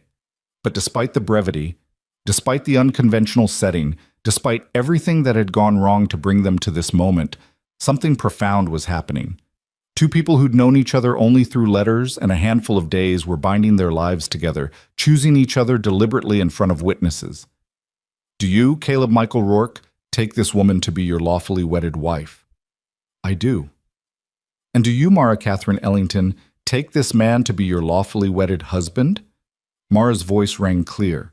I do. Then by the power vested in me by the territory of Wyoming, I now pronounce you husband and wife. Judge Henry smiled. You may kiss your bride, Caleb. Caleb leaned down, mindful of Mara's injuries, and kissed her gently. When they pulled apart, Ruby was beaming, Mary was wiping tears, and Sam was grinning like this was the best entertainment he'd seen all year. Congratulations, Mrs. Rourke, Caleb said softly. Mrs. Rourke, Mara repeated, testing the name. I rather like that. Ruby climbed carefully onto the bed, and Mara wrapped an arm around her. Welcome to our family, Ruby said seriously. Thank you for having me, Mara replied, just as seriously. They celebrated with a simple meal that Mary had prepared. Roasted chicken, fresh bread, vegetables from someone's garden. It wasn't fancy, but it was good, and it was shared with people who genuinely cared. As evening fell and the gathering broke up, Judge Henry pulled Caleb aside. That's a remarkable woman you've married. I know. The town's going to test her, test both of you. People like the Vales and the Summers don't give up their disapproval easily. We'll manage. I believe you will. Judge Henry clapped him on the shoulder. But don't underestimate how hard it might get. Mara's going to be housebound for months. She's going to need support that goes beyond medical care. Make sure she has friends. Make sure she doesn't feel isolated. I will. After everyone left, Caleb helped Ruby prepare for bed. She was quieter than usual, processing the day's events in her thoughtful way. Pa, she said as he tucked her in, is Mara really my mother now? What do you think? I think, Ruby frowned, considering. I think she wants to be, but I don't know if I'm ready to call her that yet. That's all right, baby girl. These things take time. There's no rush. But I do like her. A lot. I'm glad. Ruby was quiet for a moment. Do you think Mama would be okay with this? With Mara? The question hit Caleb hard, as it always did when Ruby asked about Sarah. I think your mama would want us to be happy, to have family, to not be alone, and I think she'd like Mara very much. Me too, Ruby whispered. Then, Pa, I'm glad Mara didn't die in the desert. I'm really, really glad. So am I, sweetheart. So am I. When Caleb returned to his room, their room now, He found Mara still awake, looking out the window at the storm clouds that had been threatening all day. The first drops of rain were beginning to fall, pattering against the glass. "Rain," she said quietly. "In the desert." It happens sometimes, not often, but when it does, it's a gift. He sat on the edge of the bed. "How are you feeling, honestly?" "Overwhelmed, grateful, terrified, happy." She turned to him. "Married." "Married," he confirmed. "Caleb, I need you to promise me something. Anything. If this gets too hard, if I become too much of a burden, if you regret—" He stopped her with a kiss, deeper than the gentle one at the ceremony. When he pulled back, his voice was firm. "I'm not going to regret this. I'm not going to regret you. We're married now, Mara. For better or worse. We made that promise in front of witnesses. I intend to keep it. Even when I'm difficult? Especially when you're difficult." She smiled through fresh tears. "I'm going to hold you to that. Please do." Outside, the rain began in earnest, drumming on the roof, soaking into the parched earth. Inside, a family, newly formed, unconventional, still finding its shape, settled into the first night of their new life together. There would be challenges ahead, gossip and judgment and the long road of Mara's recovery. But for now, in this moment, they had each other. And that was enough. The rain continued through the night, steady and soft, a sound that usually brought comfort. But Mara couldn't sleep. Pain kept her hovering in that miserable space between wakefulness and rest, and her mind wouldn't quiet despite her exhaustion. She was married now, truly married, to a man she'd known in person for less than a week, to a child who was trying so hard to be brave about accepting a stranger as family. What had she done? Beside the bed, Caleb sat in the chair where he'd been spending his nights, his breathing deep and even. She could make out his profile in the darkness, strong jaw, weathered features, the kind of face that spoke of hard work and harder choices. He'd kept every promise so far. Found her when she was dying, nursed her through fever and pain, married her despite the scandal it would cause. But promises made in crisis and promises kept through ordinary days were different beasts entirely. As if sensing her wakefulness, Caleb stirred. "Can't sleep?" "I'm sorry. I didn't mean to wake you." "You didn't." He moved to sit on the edge of the bed, careful not to jostle her legs. "Pain?" "Some. But mostly just—" She trailed off, unsure how to explain the tangle of thoughts in her head. "Thinking too much?" Despite everything, she smiled. "How did you know?" "Because I'm doing the same thing." His hand found hers in the darkness. "Having second thoughts?" "No, yes, maybe." She squeezed his hand. "Not about you, not about Ruby, just about whether I can actually do this. Be what you both need." "What do you think we need?" "I don't know. That's the problem. I know what the letters said, what I thought I could be, but the reality is so much more complicated than words on paper." She could feel tears threatening again, which was ridiculous. She'd cried more in the past week than in the past year. "I'm supposed to be a mother to Ruby, a wife to you, a help on the ranch, but I can't even walk to the kitchen. I can't cook, I can't clean, I can't do anything except lie here being useless." "You're not— Please don't tell me I'm not useless. I know you're trying to be kind, but I need honesty right now more than kindness." Her voice cracked slightly. "I need to know what happens when the crisis is over and we're just left with ordinary life. When you're exhausted from doing everything yourself, and Ruby realizes her new mother can't even play outside with her, and the whole town is whispering about the crippled mail-order bride who trapped Caleb Rourke into marriage. What happens then?" Caleb was quiet for a long moment. The rain drummed against the roof, filling the silence between them. "You want honesty?" he said finally. "All right, here it is. I'm scared too. I'm scared that I won't know how to be a husband again after 6 years alone. I'm scared that I'll fail you somehow, say the wrong thing or do the wrong thing, and you'll realize you made a mistake coming here. I'm scared that Ruby will resent you for not being Sarah, or worse, that she'll love you and then something will happen and she'll lose another mother. I'm scared that this whole fragile thing we're building will shatter the first time real trouble hits." Mara stared at him, shocked by the raw admission. "But here's the other truth," Caleb continued. "I'm more scared of not trying. of letting fear win, of teaching Ruby that you should only take safe bets in life. You're right that ordinary days are different from crisis, but ordinary days are also where real life happens, where real love gets built.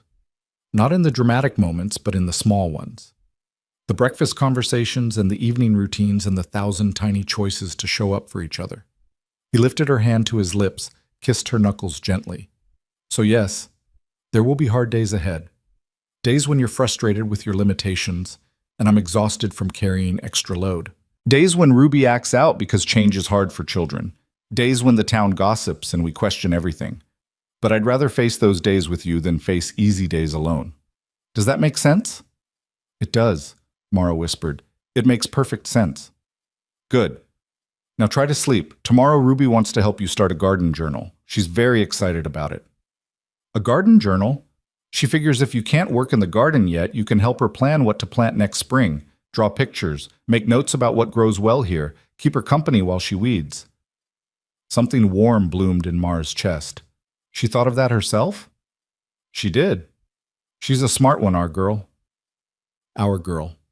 The possessive sent a shiver through Mara. Ruby was theirs now. Legally. Officially. The weight of that responsibility was enormous, but underneath the fear, there was also joy. Caleb? Thank you for being honest with me, for not pretending everything's perfect. We're going to have to be honest with each other if this is going to work. No sense starting with pretty lies. No sense at all, she agreed. This time, when sleep finally came for Mara, it was deeper and more restful than any she'd had since the accident. Morning brought Ruby bursting into the room with her usual energy, carrying a slate board and chalk. You're awake. Good. I drew the garden plot and marked where everything is now, see? She held up the slate, which showed a surprisingly detailed sketch.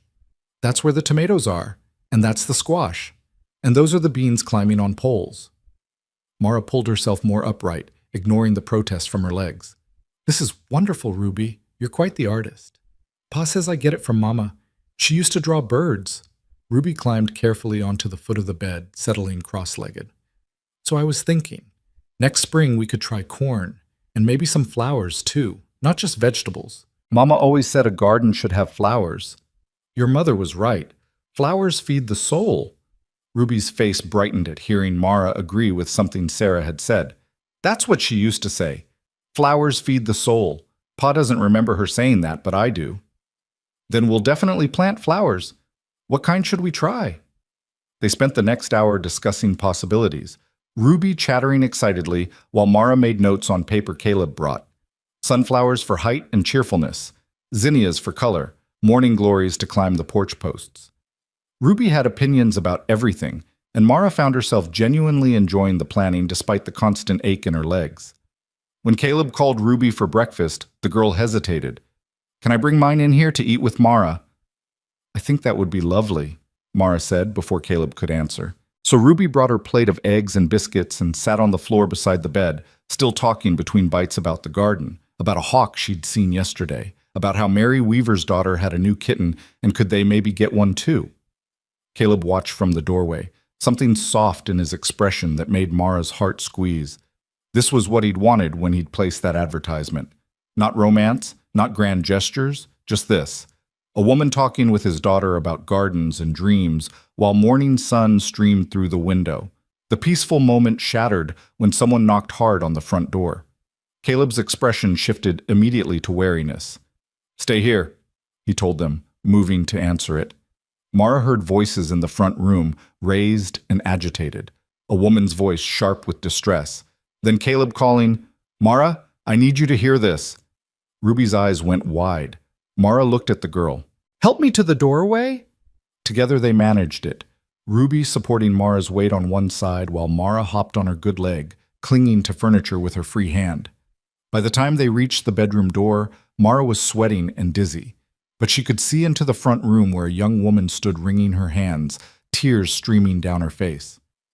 Mrs. Chen, Caleb was saying, slow down. Tell me again what happened. It's my husband, the woman sobbed. He went to check the fence line this morning. His horse came back without him. I found him at Willow Springs. He's hurt bad, Mr. Rourke. Fell off his horse. Hit his head. I tried to wake him, but I can't, and I don't know what to do. And Doc Harrison's gone to Buffalo Creek for 2 days. And I'm so scared. All right, Mrs. Chen. Let me get my horse. I'll go with you right now. But what if he dies before we get back? What if I did something wrong moving him to shade? What if... Mrs. Chen. Mara's voice cut through the panic. All eyes turned to her, leaning heavily in the doorway with Ruby propping her up. Listen to me. Did your husband have any bleeding from his head? Any blood in his ears or nose? Mrs. Chen blinked, thrown by the question. No, I don't think so. Just a lump on his forehead. Is he breathing steadily? Not gasping or irregular? Steadily, yes. Just, he won't wake up. That's good. That means his skull probably isn't fractured badly. The not waking up is concerning, but if you got him to shade and his breathing is steady, you bought him time. Mara's mind was racing, pulling up information from the medical books her mother had loved. Caleb, you need to check his pupils when you get there. If one is much larger than the other, that's bad. Means pressure on the brain. If they're the same size and responding to light, that's better. Caleb stared at her. How do you know this? My mother wanted to be a nurse before she married. She had medical texts. I read them. Mara turned back to Mrs. Chen. Keep him still.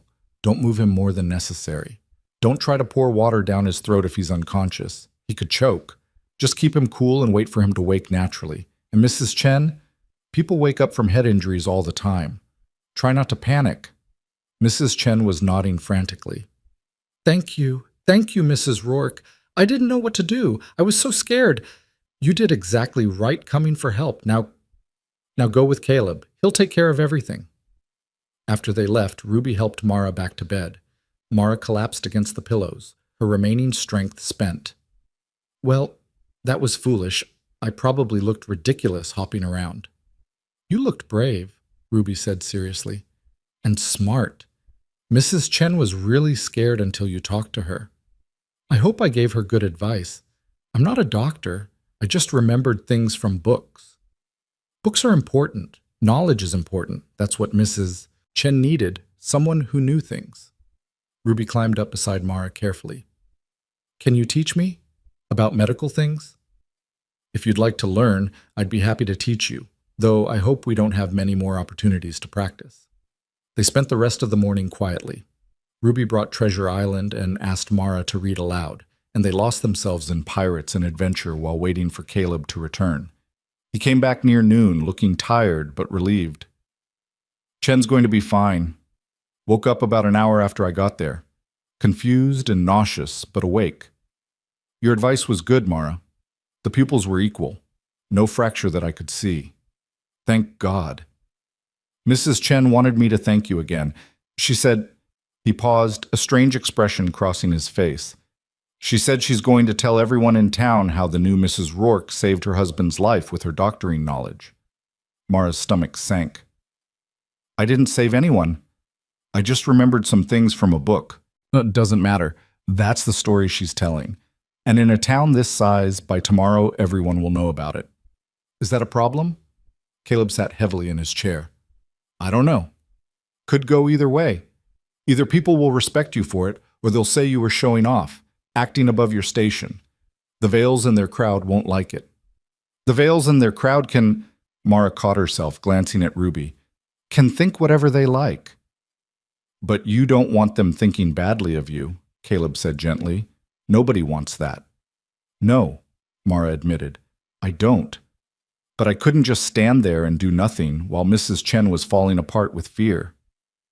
I know, and I'm proud of you for helping. He reached over and squeezed her hand. Just be prepared. The town's going to have opinions. They always do. The opinions came faster than expected.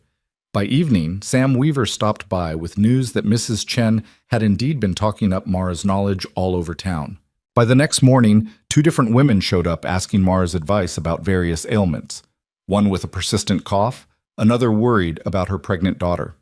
Mara did her best to help, offering suggestions cautiously, always prefacing with, I'm not a doctor, but each person who came left satisfied, and the word spread further. On the 3rd day after the Chen incident, Mrs. Gertrude Vale appeared on the doorstep. Caleb answered the door with obvious reluctance. Mrs. Vale, what can I do for you? I'd like to speak with your wife, if I may, alone. Caleb's expression hardened. Whatever you have to say to Mara can be said with me present. Please, Mr. Rourke. I'm not here to cause trouble. I simply wish to speak with her privately, woman to woman. Something in her tone made Caleb hesitate. He looked back at Mara, questioning. Mara nodded slightly. She could handle Gertrude Vale. I'll be in the next room, Caleb said pointedly. If you need me, just call. After he left, Mrs. Vale approached the bed slowly, her usual imperious bearing slightly diminished. She looked older up close, tired around the eyes. Mrs. Rourke, she began formally, I owe you an apology. Mara blinked, caught completely off guard. I beg your pardon? When I came here before with Mrs. Summers and Miss Hart, I was cruel, judgmental. I implied impropriety where there was none, and I did it in front of your stepdaughter. That was wrong of me. Thank you for saying so. Mrs. Vale sat uninvited in the chair beside the bed. The truth is, I was jealous. Is that pathetic? A woman my age jealous of a mail-order bride? I don't understand. My husband and I have been married 32 years. We have no children. I lost 3 babies before they were born, and after the last one, the doctor said there would be no more. Martin, my husband, he says it doesn't matter, that I'm enough. But I see how he looks at other men's children, the longing he tries to hide. Her voice cracked slightly. And here you come, younger, capable, about to become a mother to Ruby, building the family I always wanted. I hated you for it. Mara didn't know what to say. This brutal honesty from a woman who'd been so cutting days earlier left her speechless. But then Clara Chen came into the general store yesterday, crying tears of relief because her husband was alive and awake, and it was all because you'd known what to tell her. And I realized something. Mrs. Vale met Mara's eyes directly. You're not here to take anything from anyone. You're here to build something, to help. And I was too bitter to see it. Mrs. Vale, Gertrude, please. If I'm going to bare my soul, we might as well use first names. Gertrude, then. I appreciate your honesty, truly, but I'm not some paragon. I'm just a woman trying to figure out how to be a wife and mother when I can barely move. Most days I feel like I'm failing at everything. But you keep trying anyway. That's what matters. Gertrude reached into her bag and pulled out a small book. This was my mother's. She was a midwife back in Pennsylvania.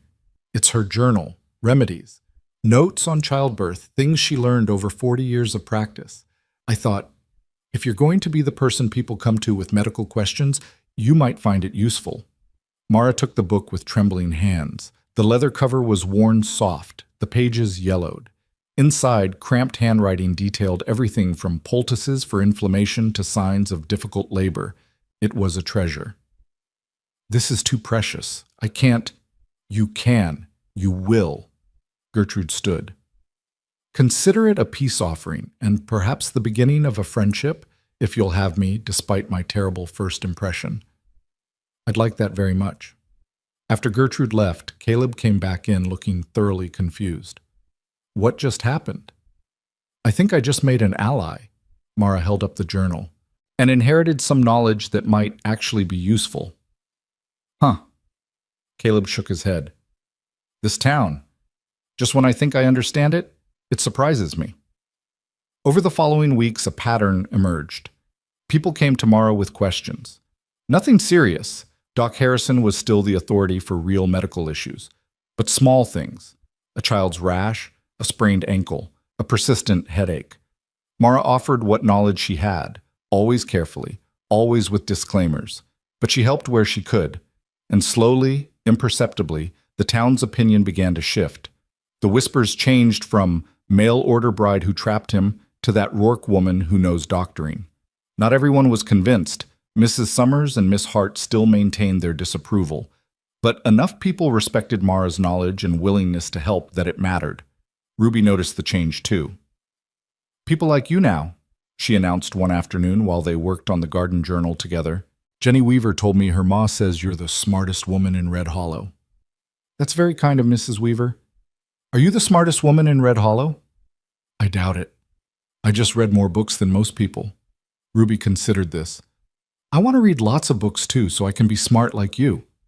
You're already smart, Ruby, but reading will make you even smarter. Good. Ruby drew a careful sunflower in the journal. Mara, can I ask you something? Of course. Do you miss St. Louis, your old life? The question caught Mara off guard. She thought about it honestly before answering. I miss my sister sometimes, and I miss having 2 working legs. But no, I don't miss St. Louis. Not really. Do you know why? Why? Because in St. Louis, I was becoming someone I didn't like very much. Someone small and afraid. Someone who let other people make her choices. Here, even lying in this bed, I feel more like myself than I have in years. Ruby nodded slowly. I'm glad you came here, even though the wagon crashed, even though you got hurt. So am I, sweetheart. So am I. But not everything was smooth progress. Mara's legs healed slowly, and some days the pain was so intense she could barely think. There were nights when she woke Caleb with her crying, nights when she was short-tempered with Ruby, days when the walls of the bedroom felt like a prison. The worst day came 6 weeks after the wedding. Mara woke to find that the wound on her left leg had reopened slightly during the night, blood soaking through the bandages. The sight of it, the setback after weeks of slow progress, broke something inside her. It's never going to heal, she said flatly when Caleb came to check on her. I'm going to be like this forever. It's just a small setback. Doc Harrison said, I don't care what Doc Harrison said. I'm so tired, Caleb, so tired of being helpless, of having to ask for help with everything, of being a burden. You're not, don't. Her voice was sharp. Don't tell me I'm not a burden. We both know I am. You can't work the ranch properly because you're always here tending to me. Ruby can't have a normal childhood because her new mother is bedridden. I can't even consummate our marriage because my legs are broken. How is that not a burden? The words hung in the air, brutal and raw. Ruby, standing in the doorway with breakfast, heard everything. Her face crumpled. Ruby, Mara started, but the girl was already running, the plate clattering to the floor. I'll go, Caleb said quietly. He left Mara alone with her pain and her shame. She could hear him in Ruby's room, his voice low and comforting. Ruby's sobs. More talking. Eventually, silence. When Caleb returned, his expression was carefully neutral. She'll be all right. She's young. She doesn't really understand what you meant about consummating. She just knows you're unhappy and she thinks it's her fault somehow. God. Mara covered her face with her hands. I'm sorry. I'm so sorry. I didn't mean for her to hear. I didn't mean any of it. Didn't you? Caleb sat down, and for the first time since she'd known him, he sounded tired, truly tired. Mara, I know this is hard. I know you're in pain and frustrated and scared, but you can't take it out on us. Ruby's just a child, and I'm doing the best I can. I know you are. Tears streamed down Mara's face. I don't know what's wrong with me. Some days I'm fine, and then days like today I just break. And I say terrible things I don't mean. Then tell Ruby that. Tell her you were hurting and scared and you said something you didn't mean. She'll forgive you. Children are good at forgiveness. What about you? Do you forgive me? Caleb was quiet for a long moment. I'm not angry, just worried. Worried that you're giving up, that the woman who dragged herself through the desert is letting pain win. Maybe she should. Maybe pain deserves to win sometimes. No, Caleb's voice was firm. Pain doesn't get to win. Not in this house. Not while I'm still standing. He moved to the bed, took her hands in his. Listen to me. You are not a burden. You are my wife. You are Ruby's mother. You're valuable and wanted and needed. Not despite your limitations, but as a complete person who happens to have broken legs right now. Do you understand? I'm trying to. Try harder, because Ruby needs you to be strong, and so do I. Mara nodded, wiping her eyes. I need to apologize to her. Yes, you do. Ruby came back into the room slowly, cautiously. Her eyes were red, but she'd stopped crying. Mara held out her arms, and after a moment's hesitation, Ruby came to the bed. I'm sorry, Mara said, holding the girl close. I said something very unkind. I was hurting and tired, but that's no excuse. You are not a burden. You are a joy, the best part of every day. Do you believe me? Ruby nodded against Mara's shoulder. Are you going to leave? When your legs get better? What? No. Ruby, no. Why would you think that? Because you sounded sad, like you didn't want to be here anymore. Mara's heart shattered. She pulled back so she could look Ruby in the eyes. I am sad sometimes, and frustrated, but never because of you or your father, only because of my injuries. And even on my saddest days, I want to be here. I want to be your mother. I chose this family, Ruby, and I'm not going anywhere. Promise? I promise. Ruby studied her face, looking for lies, then finally relaxed. Okay, I believe you. After Ruby left to do her chores, Mara lay back exhausted. Caleb remained beside the bed, watching her. That was hard, he said finally. It was necessary. I scared her. You scared both of us a little. I'm sorry. I know. He paused. Mara, I think you need to talk to someone. Mary, maybe, or Gertrude. Someone who understands what it's like to feel trapped by circumstances. What good would talking do? Maybe none. Maybe a lot. But keeping everything inside until it explodes isn't working. His voice gentled. I can't fix this for you. I can set your bones and bring you food and help you move around, but I can't fix what's happening in here. He touched her forehead gently. You have to do that work yourself, but you don't have to do it alone. Mara caught his hand, held it against her cheek. How did you get so wise? 6 years of single parenthood teaches you things. I'll talk to Mary. Or Gertrude. Someone. Good. He stood. I need to check the fence line. Will you be all right for a few hours? I'll manage. Caleb? Yeah? Thank you. For not giving up on me even when I'm giving up on myself. That's what marriage means. We take turns being strong. He smiled slightly. Today it's my turn. Tomorrow it might be yours. After he left, Mara lay in the quiet room and tried to find that strength he seemed so sure she possessed. The woman who'd survived the desert felt very far away right now. But maybe that was all right. Maybe strength wasn't about never breaking down. Maybe it was about breaking down and then finding the will to piece yourself back together, again and again, as many times as it took. Outside the window, she could hear Ruby singing one of her made-up songs while she weeded the garden. The words were nonsense, but the melody was sweet. Mara closed her eyes and let the sound wash over her, a reminder of what she was fighting for. Not just to walk again, but to be present for this life she'd chosen. To be the mother Ruby deserved, to be the wife Caleb needed, to be the woman she'd promised herself she would become. It wouldn't be easy. Some days, like today, it would be nearly impossible. But she would keep trying, because the alternative, giving up, letting pain win, meant losing everything that mattered. And she hadn't survived the desert just to surrender now. The conversation with the Mary Weaver came 2 days later, when the woman stopped by with fresh bread and an offer that felt like providence. I heard you had a rough morning the other day, Mary said, settling into the chair beside Mara's bed with the ease of someone comfortable in their own skin. Ruby told my Jenny that you were sad. Mara's cheeks flushed. I shouldn't have let her see me like that. Why not? You think children don't know when adults are hurting? Mary shook her head.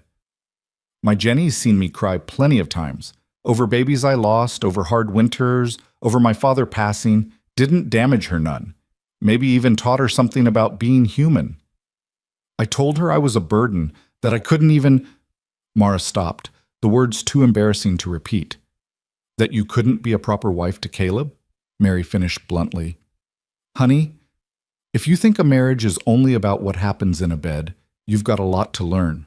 My Sam and I went nearly a year after our second was born before we could be intimate again.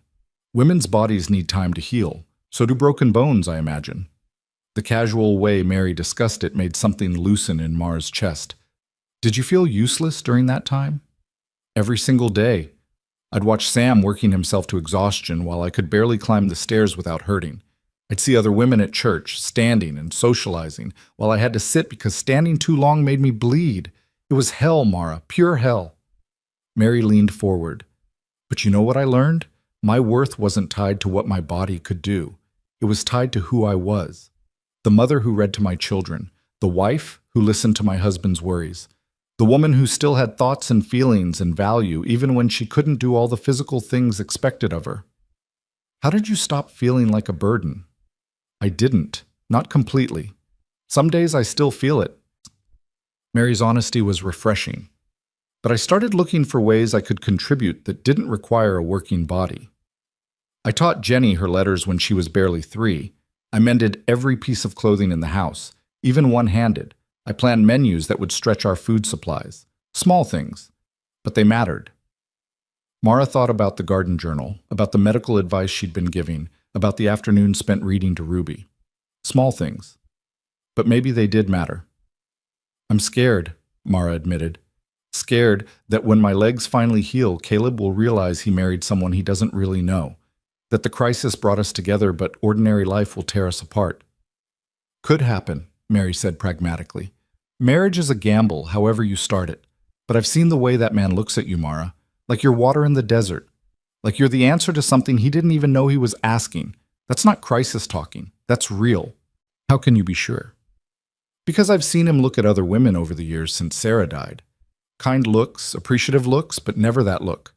The one that says, this person matters in a way I can't quite explain. You have that look too when you watch him with Ruby. Mary stood, brushing crumbs from her skirt. Stop waiting for the other shoe to drop and start living the life you've got. That's my advice for what it's worth. After Mary left, Mara found herself thinking about those words. Start living the life you've got. What did that look like when you were confined to a bed? The answer came gradually over the next few weeks.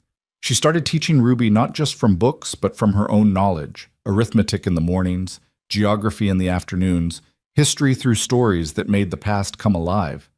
Ruby absorbed it all hungrily, her quick mind latching onto concepts and connections. She helped Caleb with ranch bookkeeping, something he'd been handling haphazardly in ledgers that made her accountant's heart weep. She reorganized his records, created a system for tracking expenses and income, even identified places where he was losing money through poor planning. You're better at this than I am, Caleb admitted one evening, looking over the neat columns she'd created. I've been running this ranch by gut feeling for 15 years. Gut feeling has its place, but numbers don't lie. She pointed to a column. You're spending too much on feed in winter because you're not preserving enough hay in summer. If you added another cutting in August, you'd save nearly $30 come January. $30.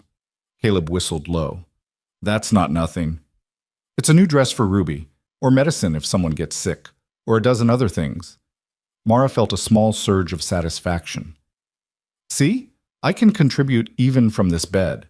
But Caleb leaned down and kissed her, quick and warm. I never doubted it. But the real test came 10 weeks after the wedding, when Ruby ran into the house crying, blood streaming from a gash on her forehead. I fell, she sobbed. From the hayloft. I'm sorry, Pa. I know I'm not supposed to climb up there alone, but I wanted to see the baby swallows, and I slipped. Let me see. Mara's voice cut through the panic with practiced calm. Caleb, bring her here. Quickly. She examined the wound with steady hands despite her racing heart. It was deep, still bleeding freely, but not deep enough to see bone. Head wounds bleed a lot, she told Ruby, whose sobs had quieted to hiccups. It looks worse than it is, but we need to clean it and probably stitch it. Caleb, do we have silk thread and needle? Sarah's sewing kit. I'll get it. Boil water first and bring clean cloth. Mara kept pressure on the wound while speaking calmly to Ruby. This is going to hurt, sweetheart. I won't lie to you, but I need you to be brave. Can you do that? Ruby nodded, her face pale but determined. Will I have a scar? Probably a small one, right at your hairline. You can tell people you got it fighting a dragon. Despite everything, Ruby giggled wetly. There aren't any dragons in Wyoming. Then we'll say you were very brave during a medical procedure. That's just as impressive. Caleb returned with supplies, his face drawn with worry. Mara walked him through preparing everything, then positioned Ruby so the light fell directly on the wound. Hold her shoulders, Mara instructed. She needs to stay very still. Ruby, look at your father. Don't look at what I'm doing. Just tell him about the baby swallows. What did they look like? While Ruby described the birds in a trembling voice, Mara cleaned the wound thoroughly, then threaded the needle with hands that were remarkably steady. She'd never done this before, only read about it in Gertrude's mother's journal and medical texts. But the mechanics were clear in her mind. The first stitch made Ruby cry out. Caleb's grip on her shoulders tightened. "You're doing so well," Mara murmured, working quickly. "Just 3 more. Keep talking about the swallows. Were they blue?" "The blue on top, white underneath. They were, ow, they were flying in and out of the nest, bringing bugs for the babies." "How many babies?" 4, small and fluffy. Ruby gasped as Mara tied off the final stitch. "Is it done?" "All done. You were incredibly brave." Mara finished bandaging the wound, her hands finally beginning to shake now that the crisis was over. "You'll need to keep this clean and dry for about a week. No climbing in haylofts." "I won't, I promise." Ruby touched the bandage gingerly. "Thank you, Mara." Not Miss Mara, not Mrs. Rourke, just Mara. Simple and trusting and intimate. After Caleb took Ruby to rest, he returned to the bedroom and sank into his chair, running his hands through his hair. That was terrifying. "For me too." Mara's hands were still trembling. "I've never stitched human skin before, only practiced on orange peels the way the book described." "Orange peels?" Caleb stared at her. "You learned to suture from practicing on fruit?" "I told you I read a lot." "Reading is one thing. Doing it perfectly on your daughter while she's bleeding and crying is another." He moved to sit on the bed, taking her shaking hands in his. "You saved us today. If Doc Harrison had been here, he'd have done the same thing you did, but he wasn't. You were." "I was so scared I'd hurt her, that I'd do it wrong."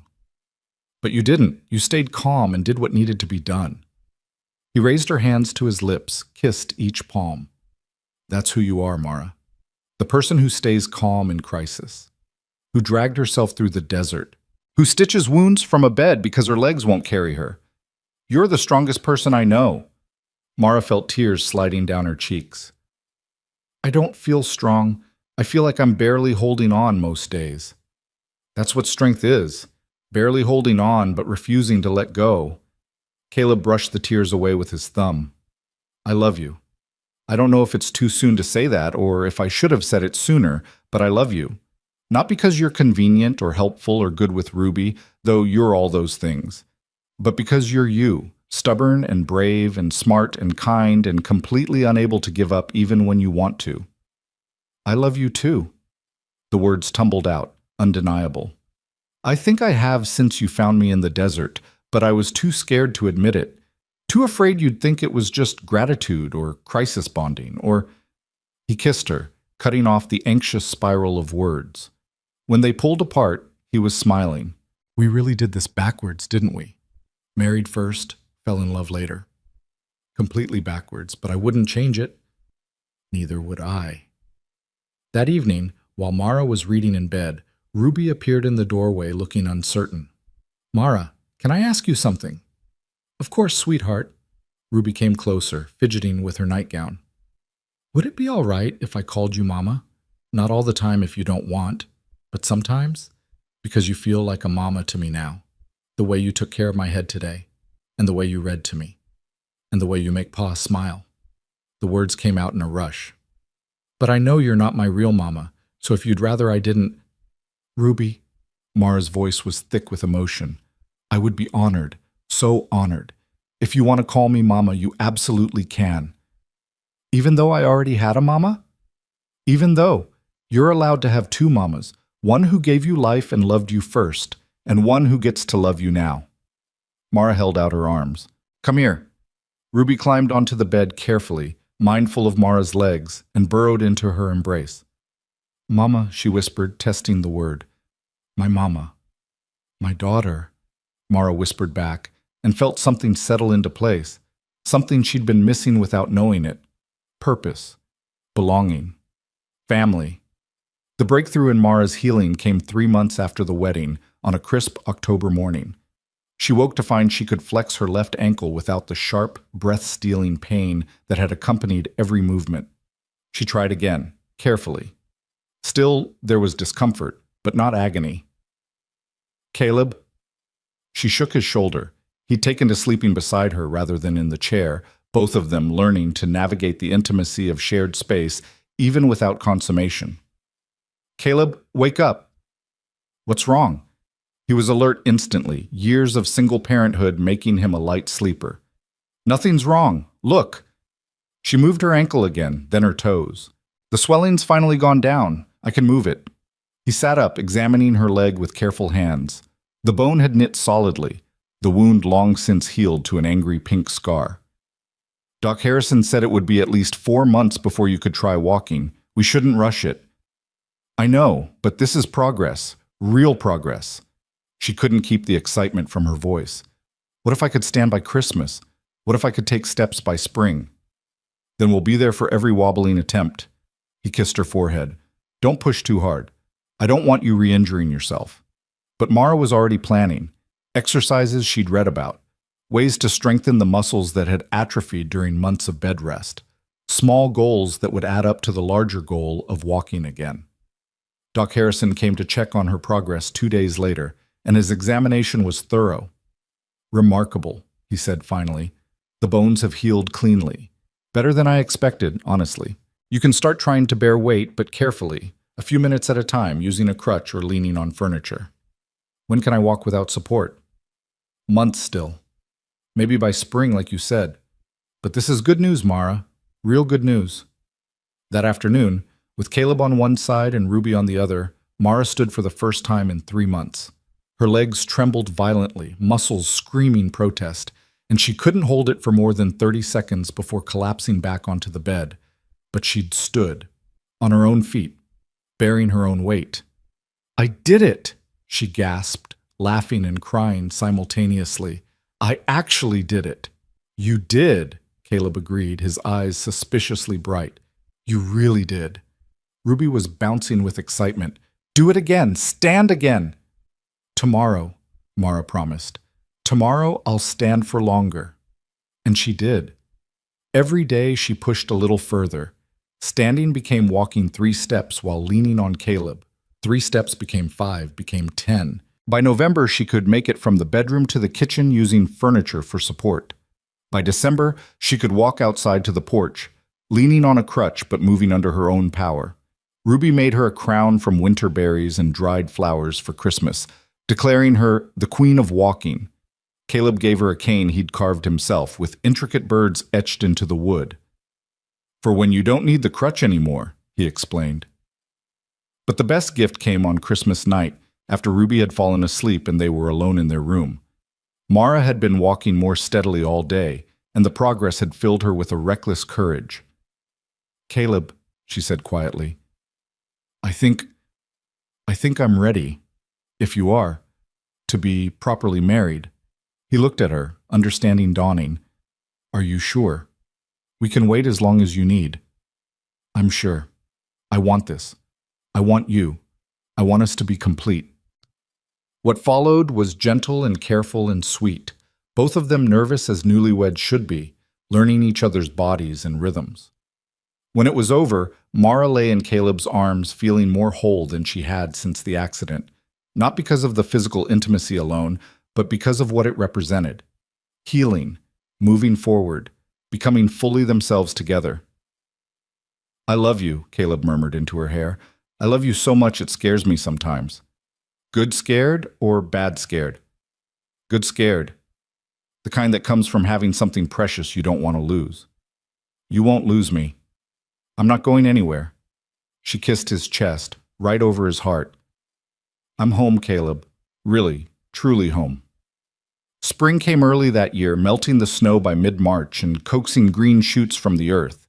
Mara had graduated from cane to walking unaided, though she still limped when tired and probably always would. But she could walk to the garden, could stand at the stove to cook, could run, slowly, awkwardly, but actually run, when Ruby called for her from the yard. The garden they'd planned so carefully during Mara's bedridden months became reality under her hands and Ruby's eager help. Sunflowers climbed toward the sky. Zinnias splashed color across the beds. Morning glories wound up the porch post just as they'd imagined, and in the vegetable patch, corn and beans and squash thrived under their care. "It's perfect," Ruby declared one afternoon, standing amid the flowers with dirt under her fingernails and joy on her face. "Exactly like we planned." "It is, isn't it?" Mara surveyed their work with satisfaction. "Your mother would be proud. You've created something beautiful." "We created it, together." Ruby slipped her hand into Mara's. "Will you tell me about your sister sometime? The one you left in St. Louis?" "Would you like that?" "I would, because she's part of you, and I want to know all your parts." So that evening, sitting on the porch while Caleb worked in the barn and sunset painted the sky gold and pink, Mara told Ruby about Lily, about the sister she'd protected and raised and ultimately left behind, about the guilt she still carried, about the letter she'd written 6 months ago that had never been answered. "Maybe she's angry with me," Mara said softly, "for leaving her. Or maybe she's proud of you," Ruby suggested, "for being brave enough to choose your own life. You're wise beyond your years, you know that? I have a very good teacher." Ruby leaned against Mara's shoulder. "Mama, I'm glad you came here, even though the wagon crashed, even though you got hurt. I'm glad it was you who answered Pa's advertisement." "So am I, sweetheart. So am I." The real test of everything they'd built came in late April, when Theodore Grimsby arrived in Red Hollow. Caleb came home mid-morning with a grim expression. "There's a man in town asking about you, well-dressed, from back east. Says his name is Theodore Grimsby, and he's looking for Mara Ellington. Claims to be your fiancée." The blood drained from Mara's face. "That's impossible. I refused his proposal, twice." "He's telling people you ran away, that you owe him an explanation. He's staying at the hotel and making quite a scene about the improper woman who abandoned her responsibilities." Fear clawed at Mara's throat, the old terror she'd felt in St. Louis. But beneath it, something else stirred. Anger. She'd built a life here, a real life, and she'd be damned if Theodore Grimsby would take it from her. "I'm going to town," she said, standing. "Right now. No, he doesn't get to come here and spread lies about me. Not in the town where I live, not where Ruby might hear them." Her voice was steel. "I'm going to face him, and I'm going to end this." Caleb studied her face, then nodded. "Then I'm coming with you." "So is Ruby, if you want her there." "I do. I want him to see what I chose, what I built, the family I have now." They rode into town together, Mara on Buck behind Caleb, Ruby on her pony beside them. Mara's legs ached from the ride, but she ignored it, focused on what needed to be done. Theodore Grimsby stood on the porch of the hotel, exactly as she remembered, handsome in a polished way, well-dressed, confident. When he saw her, his face lit up with false relief. "Mara, thank God, I've been so worried." "Don't." She dismounted, limping slightly, and walked toward him with her head high. "Don't pretend this is about worry. What are you doing here, Theodore?" His expression shifted, calculation replacing concern. "I came to bring you home. Your father is beside himself. Your stepmother is distraught. You left without a word. I left with many words. In a letter I placed on my father's desk. Did he not share it with you?" Theodore's jaw tightened. "A letter saying you were running away to marry a stranger. Hardly a rational decision?" "It was the most rational decision of my life." Mara gestured to Caleb and Ruby, who joined her. "This is my husband, Caleb Rourke, and this is my daughter Ruby. My family." "Your daughter?" Theodore's laugh was ugly. "You've been here, what, 6 months, and you're playing house with a cowboy and his brat?" Caleb stepped forward, his face dark with anger, but Mara put a hand on his arm. "This is my fight." She turned back to Theodore, and her voice carried across the street where people had gathered to watch. "You don't get to come here and insult my family. You don't get to spread lies about me. I never agreed to marry you, Theodore. I refused you. Twice. You couldn't accept that, so you tried to force my hand through manipulation and threats. I left St. Louis to escape that. I answered an advertisement and came to Wyoming to build a life on my own terms." "A life with a stranger? That's madness. Is it?" "Because that stranger rode through the desert to find me when I was dying. He nursed me through fever. He married me when I couldn't walk. He gave me a home and a daughter and a purpose." Her voice rose. "You never asked what I wanted, Theodore. You assumed I'd fall in line because that's what women do in your world. But I didn't. I chose differently, and that choice was mine to make, not yours." Theodore's face flushed with anger and humiliation. Around them, townspeople watched with obvious approval. Mrs. Chen was nodding. Gertrude Vale had tears in her eyes. Even old Hoskins from the depot was grinning. "You'll regret this," Theodore said coldly. "Living in poverty with a rancher, raising his child. You could have had everything in St. Louis." "I have everything here." Mara reached for Caleb's hand, then Ruby's. "Everything that matters, anyway. Go home, Theodore. Tell my father I'm happy. Tell my stepmother I'm exactly where I want to be. And tell yourself whatever story you need to make sense of a woman who dared to say no to you." Theodore stared at her for a long moment, then turned and stalked into the hotel. The crowd burst into spontaneous applause. "That was the most magnificent thing I've ever seen," Gertrude said, appearing at Mara's elbow. "The way you stood up to him, the way you claimed your choices. Magnificent." "I was terrified," Mara admitted, her legs suddenly shaking. "Courage and fear aren't opposites, dear. They're companions." Gertrude squeezed her arm. "You were both terrified and brave. That's the best kind of courage." That evening, back at the ranch, Mara sat on the porch with Caleb while Ruby played with a kitten they'd finally acquired. The confrontation with Theodore had left her drained, but also strangely lighter, as if a weight she'd been carrying had finally lifted. "Do you think he'll leave?" she asked. "By morning, if he's smart. He made a fool of himself today, and this town won't tolerate him bothering you again." Caleb pulled her close. "You were incredible, by the way you stood there and told him exactly who you are. Who we are. I couldn't have done it without you beside me, without knowing Ruby was there." She rested her head on his shoulder. "That's the thing, I think. Before, in St. Louis, I was alone. But here I'm not. I have people who choose me back." "You do. You always will." Ruby abandoned her kitten and climbed into Mara's lap, something she still did despite being 7 now and getting tall. "Mama? That man was mean." "He was, but he's gone now." "Good. Because we don't need mean people here. We only need people who love each other." "That's exactly right, sweetheart." As sunset painted the sky in shades of gold and crimson, Mara looked out at the land she'd come to love. The garden she and Ruby had planted, the house Caleb had built with his own hands, the barn where their horses waited, the creek that wound through the valley, sustaining everything. This was home, not because of the place, but because of the people she shared it with. "I need to tell you both something," she said quietly. Ruby straightened in her lap, and Caleb's arm tightened around her shoulders. I'm fairly certain I'm pregnant." Caleb went very still. "Are you sure?" "As sure as I can be without Doc Harrison confirming it. All the signs are there." She touched her stomach gently. "I wanted to wait to tell you until I was certain, but after today, after standing up to Theodore and claiming this life, I don't want to keep secrets, even happy ones."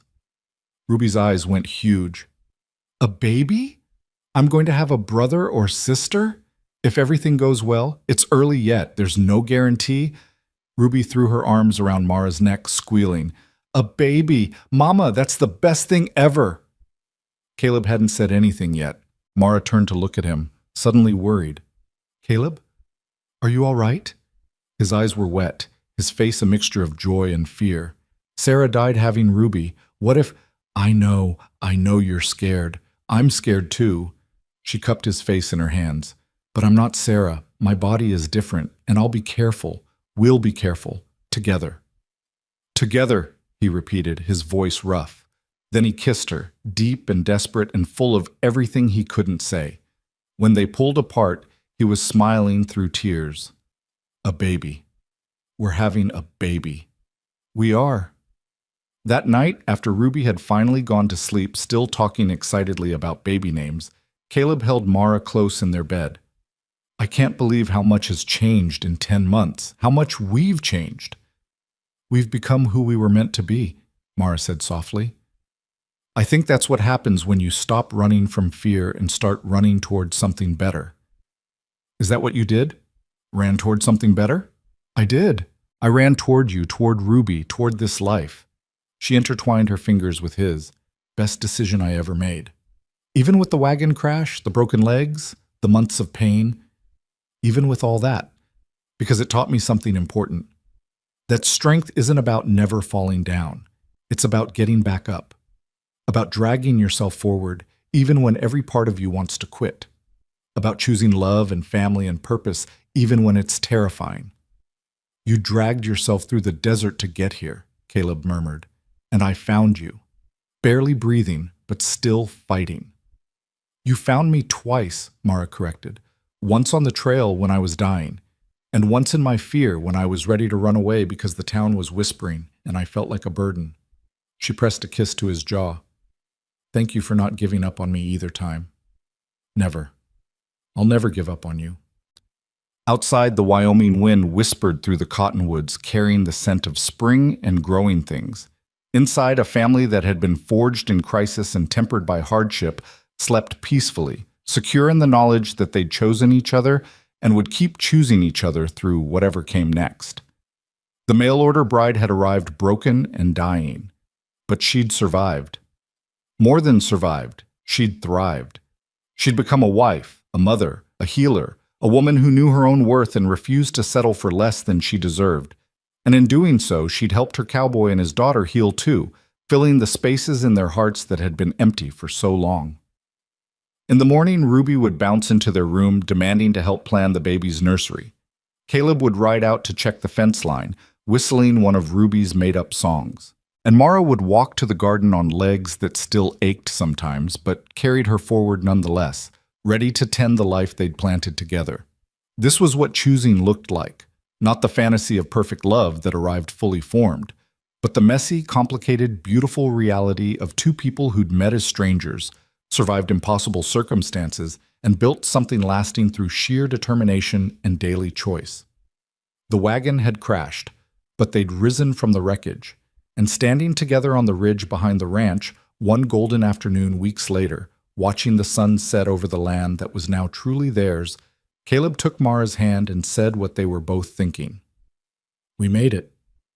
We did, Mara agreed, her other hand resting on the slight swell of her belly where new life grew. Against all odds, we made it. Ruby ran ahead of them, chasing butterflies through the wildflowers, her laughter carrying on the wind. Below them, the ranch spread out like a promise kept. And in that moment, standing together with their future unfolding before them, Mara knew with absolute certainty that every painful step of the journey had been worth it. She'd been found. She'd chosen to stay. And she'd built a life more beautiful than any she could have imagined in those desperate hours trapped beneath the wagon wreckage. This was home. This was family. This was love. And it was enough, more than enough. It was everything.